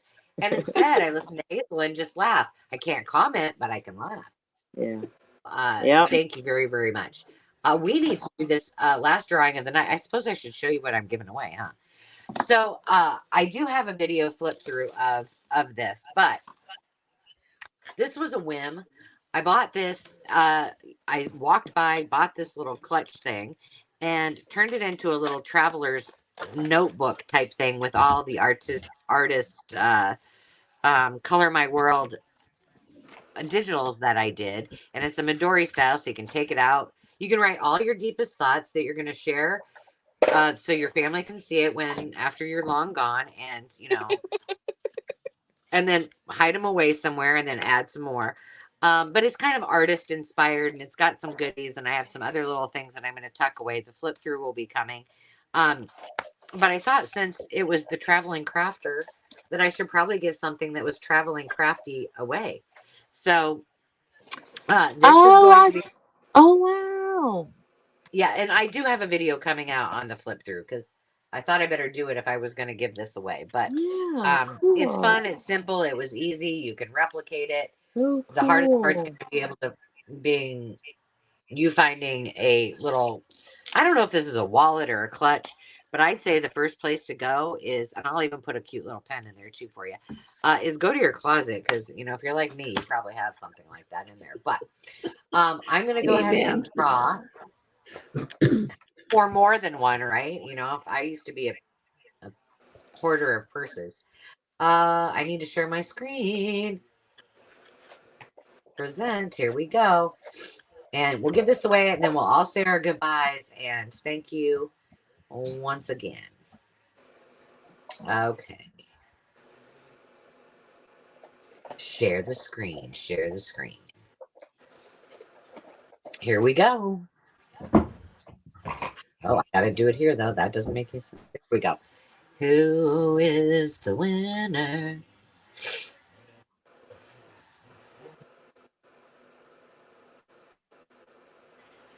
Denise Gardner, congratulations. Hey, And, Denise. Yeah, I think I have your current address, but just in case, I'm going to pop this. Good deal. Oh, gosh, you guys, I didn't even realize I still had that banner up there, the Maker's Market link. Well, oops. Cute. Let me get rid of that. Good deal, Lucille. Nope, that's not what I want up there either. There you go. There's that. And then...